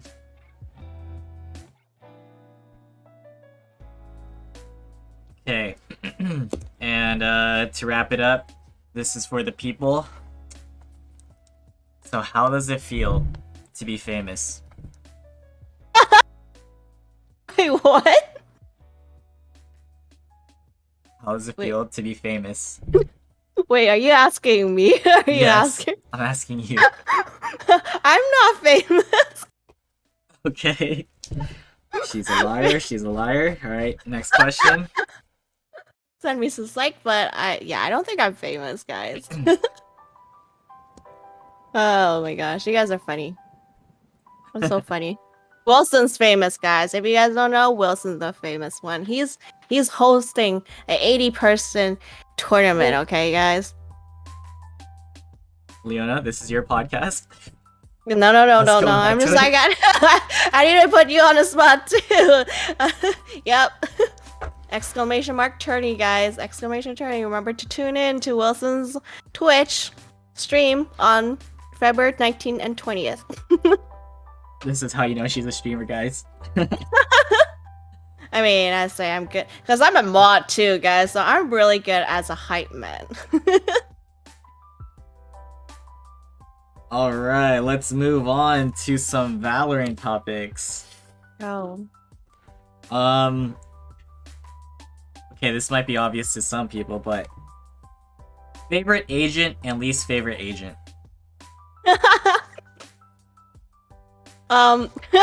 Favorite agent will be Jet. Least favorite will be Cypher. But favorite agent is Agent X. Inside joke though. One of my day ones is called Mr. Agent X. So Okay. Wait, so why Cypher? I'm just really bad at it. I don't know. Oh, okay. It's just like, cause like I have like a redeem thing on my channel where it's like you can like the chat can pick a agent, and I remember my sister trolling me and picked Cypher, and I was just so bad at it. So bad at it. Like yeah, I'm not the type to sit around and think about and plan about the plays. Like I'm the one that dives right in, you know.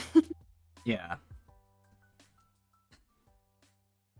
Other than that, which agent do you think's the best in the game and the worst? So not really your specific skill set onto the agents.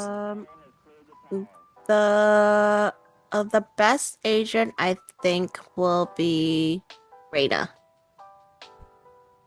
Okay. Reyna would be one of the best agents. The most useless agent I think it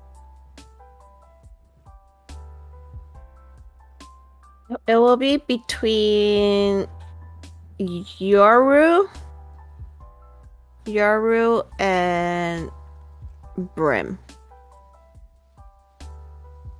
Okay, Yoru and Brim. Yeah. I'm sorry, Brim mains. Okay. But Daddy Brim though, yeah. Your favorite gun in the game and least favorite. My favorite gun in the game is Vandal. Least favorite is the freaking Stinger. I hate the Stinger. Okay. It's because like when I first played Valorant, the meta was a Stinger, and then they updated and it became so shitty.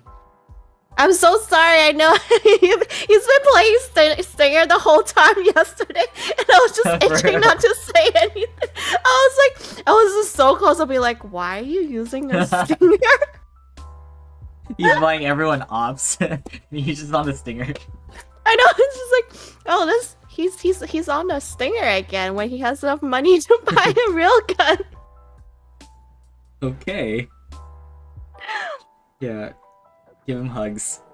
Alright. Favorite skin set. Oh, recently is the Reaver. The Reaver. I'm looking to buy the Reaver Vandal. Mm-hmm. I feel like, yeah. Nice. And now rank your maps from favorite to least favorite. Favorite map. I think favorite map, it will be Split, Haven, Fracture, Find, Ascent, and Breeze. And where does Icebox go? Oh, I totally forgot about Icebox. I think Icebox deserved below, around, in front of Breeze. Okay. Totally forgot about Icebox. Okay, and to finish up with the Valorant talk, this is pretty big, especially what I've seen recently, and like on Twitter and stuff. Talk about the toxicity in Valorant and what you've dealt with and just your overall thoughts, because this is also personal because you've dealt with it. Oh, let me bring the mic closer. Yes, please do.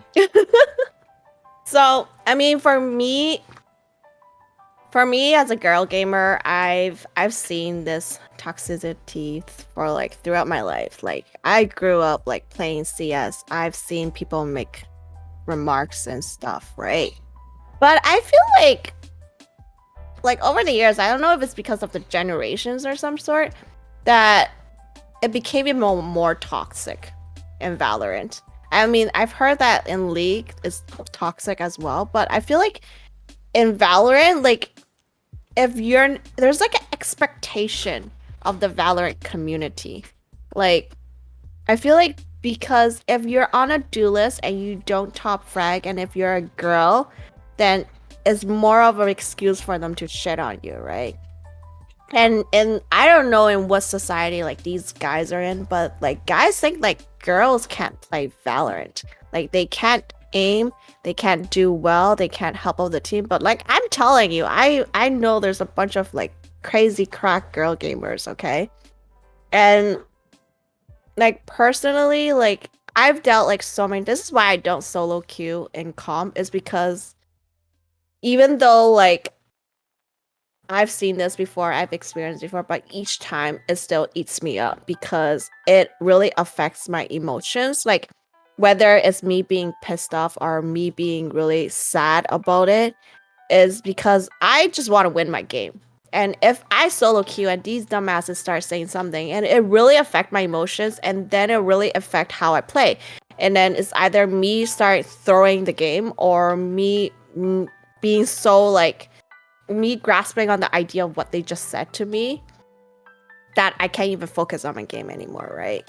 So it's just that it was like there was that one time where I actually caught on video, is where it was like I was hovering over Jet, because I love playing Jet, but I'll never insta lock it because I always give the opportunity for other people. Like some people that insta lock is because they're actually good with Jet, and I'm fine with it. I'll go with Sage. But I was just hovering over Jet, and this dude insta-locks it. I was like, okay, so if they insta-lock Jet, my next pick will be Sage. It'll be the next easiest agent. And first round in, we're playing on Haven. We're going to C site to plant the bomb, but this Jet was carrying the bomb, and she was like pushing all the way to CT with the bomb when we already have the bomb site. I was like, Jet, you have the bomb, right? I'm just giving her like a friendly reminder that he has the bomb. Just be aware that don't lose the bomb in CT, otherwise we can't retrieve it. So we kind of, I think we lost that round. And so second round start, and he's like, yo, Sage, what'd you say to me? And I was like, no, I'm just saying that you had the bomb. And then he just went off. Like, I don't know what triggered him, is maybe because he feels embarrassed that he didn't know he had the bomb. But like, I'm not gonna make excuses for him, but it's just like he started going off. Like, it's on my Twitter if you guys want to see. Like, it was really bad. Like, he was like telling me to like slit my throat and stuff. But throughout the game, I kind of ignored him, right? But I didn't mute him is because I do want to win the game, and because I was solo queuing, I can't mute him because what if he made some important calls? And I'm a player that works between teamwork, and I need to hear the calls and stuff. I need to know what they're doing.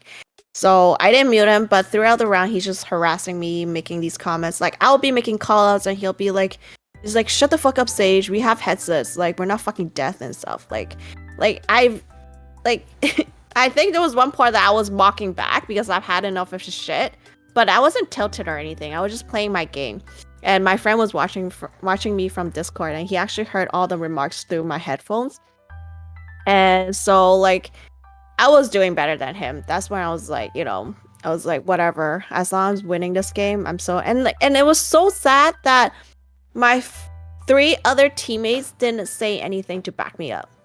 Like, already round 2, he was telling me to go slit my throat. He's calling me a fat ass bitch living in my mom's apartment. I may be a fat ass bitch living at my mom's house, but don't fucking call me out like that. But yeah, so round 2, he's calling me all these remarks. And the 3 other teammates, I don't know if he's duo or trio with them, but they didn't back me up. And I was like, the fuck? This is very sad. Not even 1, not even 2. All 3 of them did not back me up. Like, I reported his ass, right? But I think he may have gotten the ban, but I forgot. But yeah, like, it's just calling me fat ass bitch, calling me living in my mom's basement, like, it's not gonna tilt me. Like, I've heard worse remarks. But second round and you're telling me to slit my throat is like, what's wrong with you, right? And then so he was being toxic throughout the round, and that's when he kind of see me carrying the team. Like, I was actually carrying the team. I was clutching the rounds for him. And then he started, like, you can tell the way of his tone kind of shifted. It was shifted to like more of like a team play comms where he has like he's not being toxic as much. He was actually making comms and trying to play with the team. And we did win that game. And it was just really weird. Like, think about it. Like, if I didn't do well in that game, if I didn't do well at that game as a girl, will he shit on me more? The fact that he actually shut up at the second half is because I was carrying his ass. So that's why, like, it makes me wonder, it's like, why are guys like this? Like, and why are you not saying something when you hear a girl being harassed like that? Like, it just like I'm pretty sure they weren't like queued together because there was 4 of them. I doubt that all 4 of them, because 4 of them was making comms and stuff, right? And it wasn't like complete quiet where they were like in their own Discord call, but they were making comms. But yeah, it's just like, that was the first time. Like, I played CS, like I played Counter-Strike for like years and years, and I've never had someone to tell me to slit my throat. And this is the first time, so I was kind of shocked. Like, I was kind of shocked, right? And this is why, like, I usually play with someone, is because I know that if someone talks shit to me, at least I can calm with my friend, and at least I can actually play the game. Because if I solo queue and someone talks shit, then I completely shut down and I stop making comms and I don't want to talk at all, and that's when we lose. But yeah. Okay. Any final thoughts to wrap this topic up? No, but remember to back up your friends, or back up the female streamers or gamers, because even one comment can help them. Yeah, thank you for sharing that. Okay, with that being said, we are now going to close things off with the random questions that I have. And at this time, if you guys in chat have any questions of your own, feel free to ask, and I'll present them to Leona. So you don't have to read it, I'll read it for you. Okay, let me start off. What are some of your biggest pet peeves?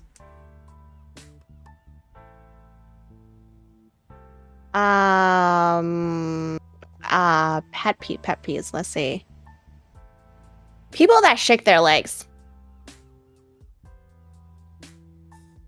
I don't know if you like, when the leg goes like that. Okay. And I don't know, people that doesn't, I don't know, like, what kind of what are some, I don't know. Yeah, I think that's one of the biggest pet peeve, I guess. Yeah. And people that doesn't floss, I guess, is that a pet peeve? Could be. I mean, if you somehow know, then sure. Yeah, I know that you don't floss, that yeah. But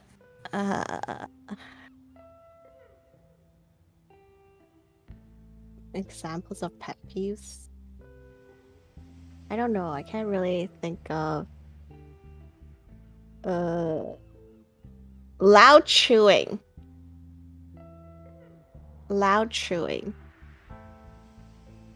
I guess, yeah. Brought Now up the true. feet.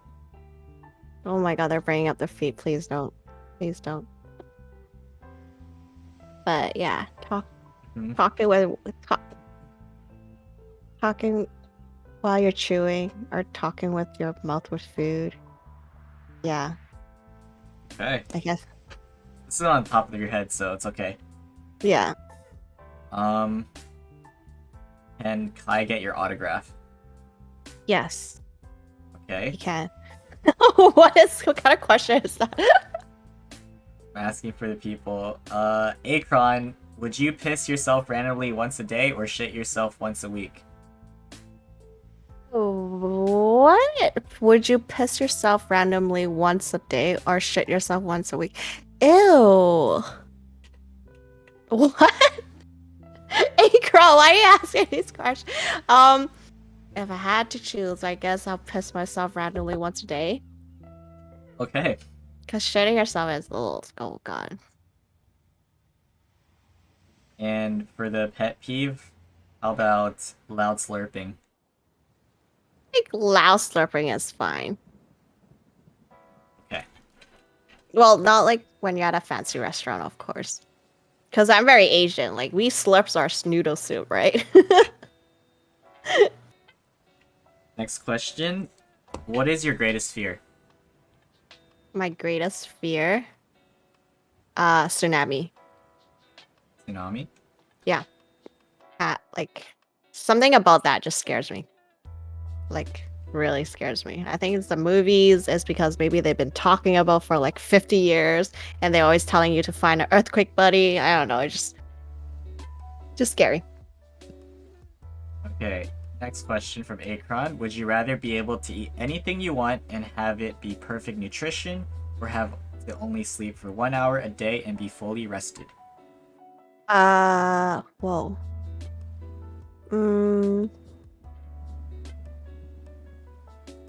I think able to eat anything I want and have it to be perfect nutrition.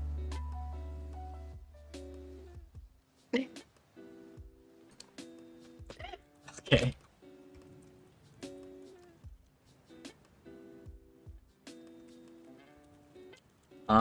Oh, I skipped one. Okay, end with the question mark, guys, so I know. I got you, Hein. Is it true that boba is the best way to a girl's heart? Yes.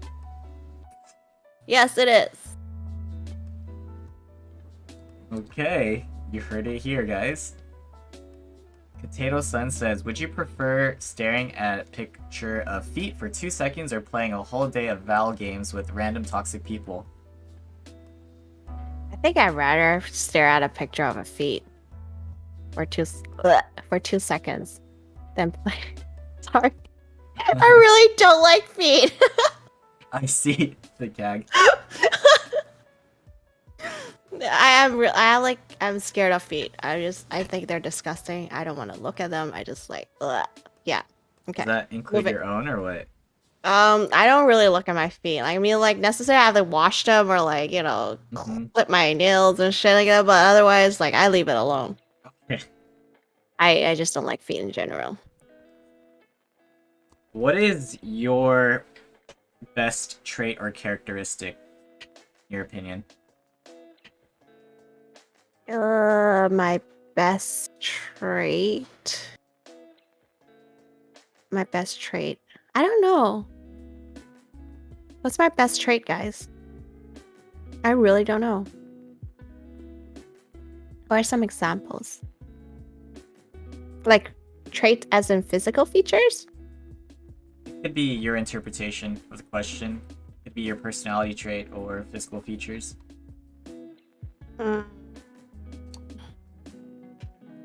I think I'm really friendly. Good answer. I'm really friendly. I'm really nice. Most times. Most times. Okay, next question. Is there anyone you'd like to meet IRL from Twitch?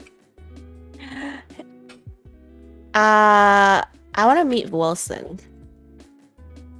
What, bro?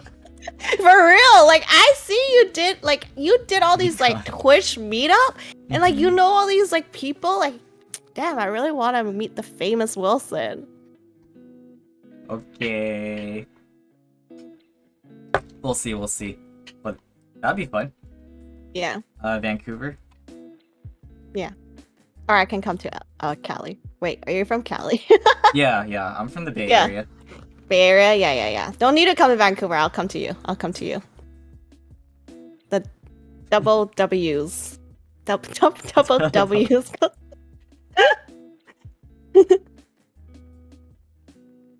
Okay. What would you consider as your greatest accomplishment in life and greatest failure or regret? My biggest accomplishment is that I'll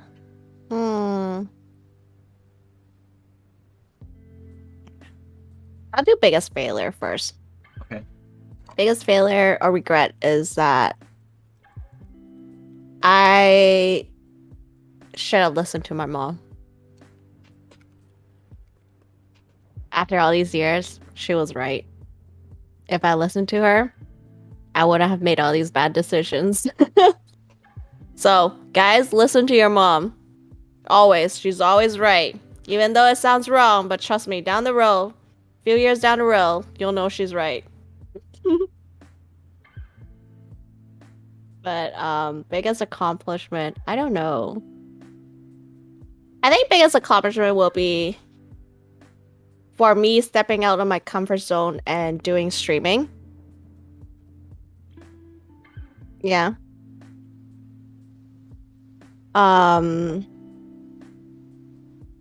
Because I think 3 years ago, I don't think I'll consider myself to stream at all.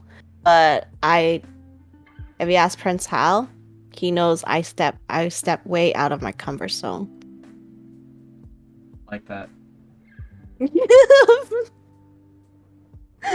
Okay, most of the important decisions that your mom tells you not to do, I guess. Life-changing move. Yeah.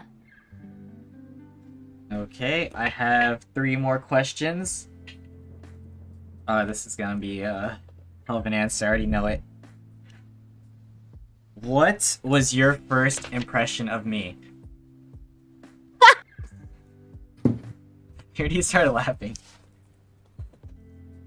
Okay. Are you guys ready for this? Okay. I'm hiding. Okay. So,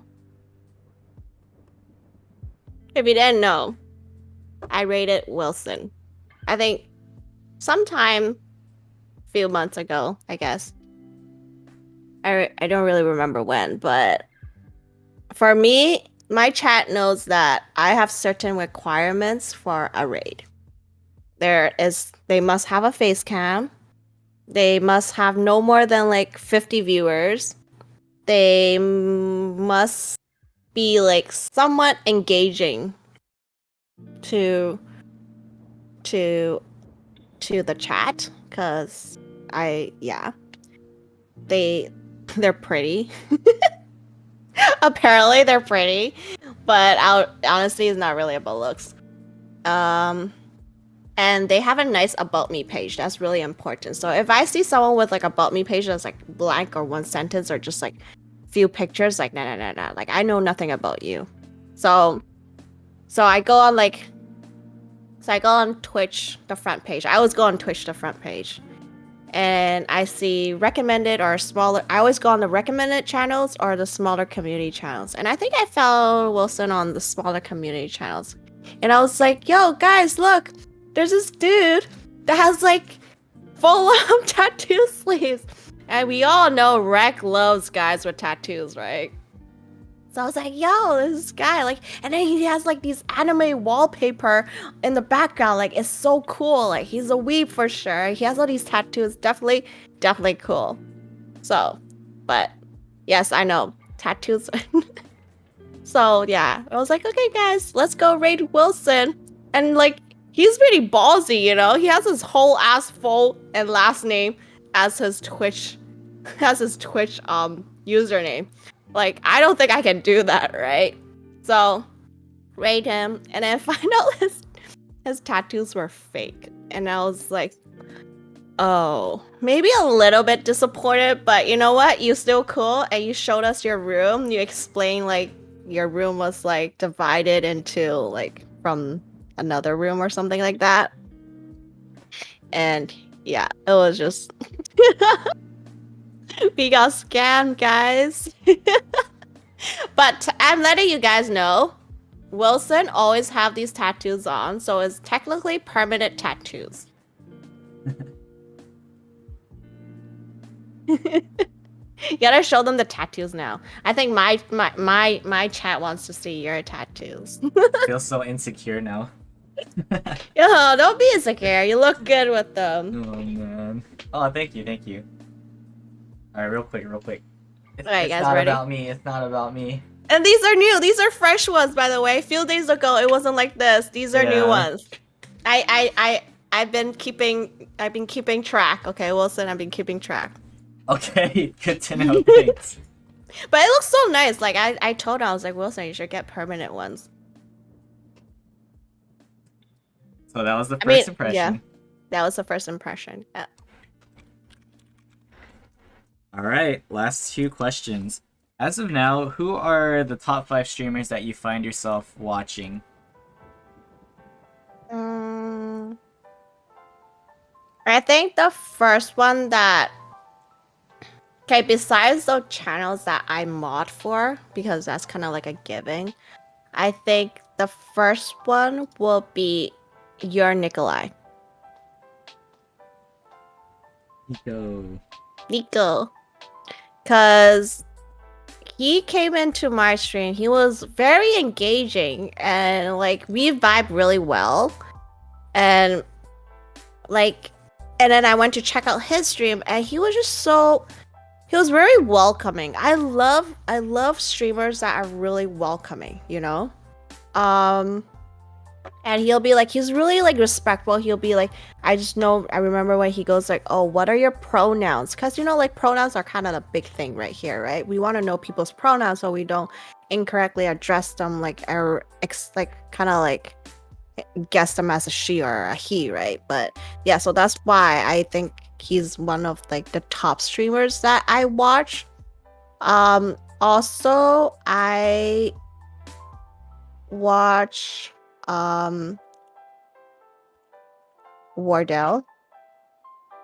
He's a pro Valorant player because he plays Jet, and I'll love to learn some Jet plays. And I think, and I've been watching a lot more Wilson streams lately. Your stream is like very lit. Like very lit. Like it's like always popping in here, guys. Like how? It's so popping in here. And then like I see all these people I know too, and I'll be like, hey yo, it's like gathering at, it's like you're basically like host for all these other streamers, you know? You're like this big giant streamer, and then you're welcoming all these little streamers into your arms, you know? I did not pay her to say that, guys. And yes, Wilson's saying. The other day someone said that Wilson's like, you should have like it's like a cult or something because you're just, you know. Oh yeah, huh? Yeah, the vibes in here are always so good, so positive, and it's just like very active. It's like, you know, like some streams there are always like 1-2 people, but in Wilson's stream there's always like different people. It's always different. But yes, you should ask Wilson to demonstrate singing. Yeah, maybe later. Continue. Stick around, guys. Stick around. Was there more links? Oh. I think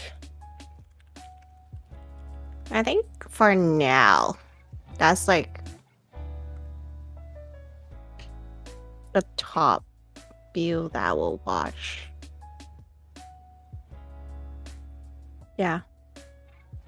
I think that's for now. I mean, there's like other streamers that I will watch. Like there's like Oh My Wings stream is always fun to watch because he likes to rip his shirt, you know, if you guys don't know, Oh My Wings. And then yeah, I think that's I can't really see or basically anyone that plays Valorant. Okay, and for the final question. Oh wait. Hein has a question. What was the top 5 streamers you watched at the end of the year Twitch email? I think I deleted that email. Oh. But it was basically calculated like my 2 IRL friends stream. And then there's like these other streams that I constantly tune into. I mean, they're nice to watch just because that was like I think it was really not calculated correctly though. Because I feel like I've watched other streams more than this certain channel. I think it was majorly because it was calculated in the beginning. I don't know. I don't think it was like really accurate for me. So I deleted it. I didn't even post it on social media. I know people's posted it. 2 IRL friends with Potato Sun and Prince Hal. They don't stream as much anymore, okay? Should start streaming again, telling you guys. But yeah, Wilson's probably will be one of my top ones for this year. Oh, thank you. Appreciate that. Alright, another question from Kai. Will Rec be one of my mods when I finally stream, or shall I be the crack streamer that mods for himself? I'm down to be your mod. I'm a good mod, guys, if you don't know. Hey. I'll remember that. I'll remember you said that.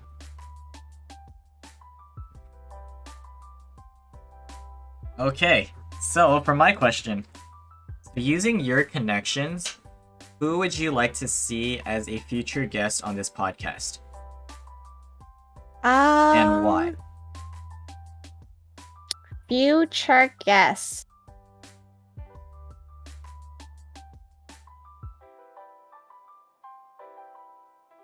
I'm just gonna be very biased and say Nikolai.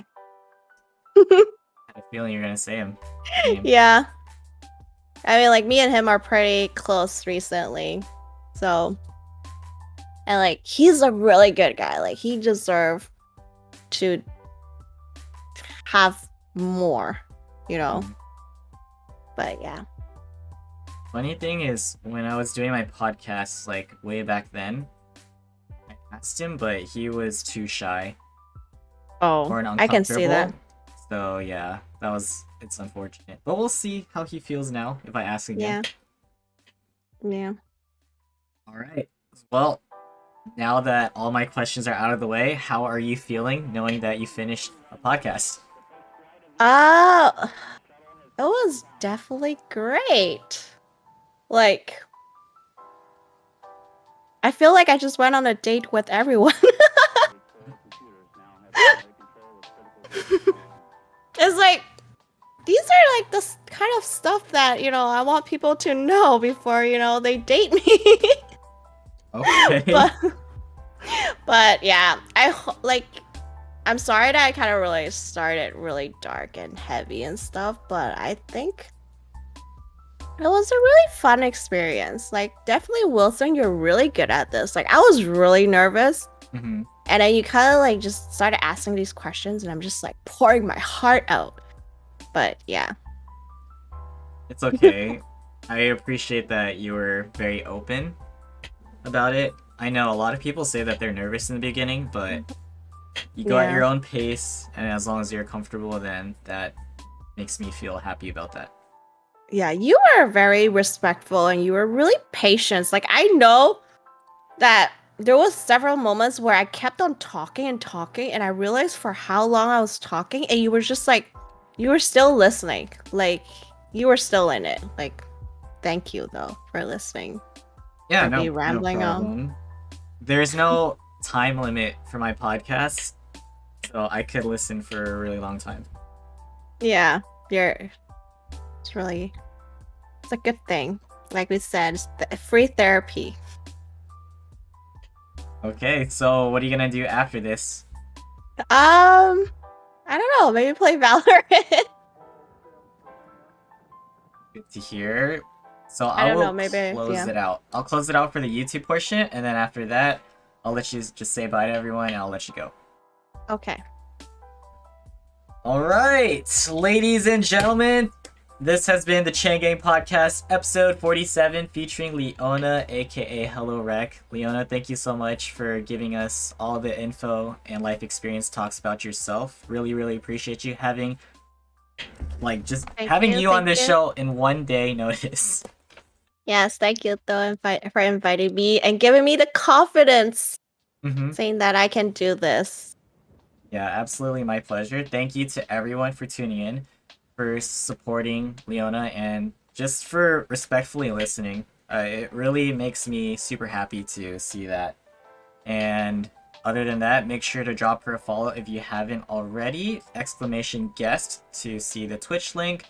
She's on Instagram, but she uses Twitter more, so you could also find that on her Twitch page. Do you have any last words for everyone here? Thank you for sitting through this 4 hours. And thank you, Wilson, again for inviting me. You're such a great person. Thank you. You too. So, yeah, official time, 3 hours and 46 minutes about. But keep in mind that we're going to have another podcast tomorrow and a few more throughout this weekend. It's been my pleasure. Make sure to give this video a thumbs up if you haven't already and hit that subscribe button. I welcome you all to the Chang Gang with open arms. Take care, Leona, and everyone else. Peace.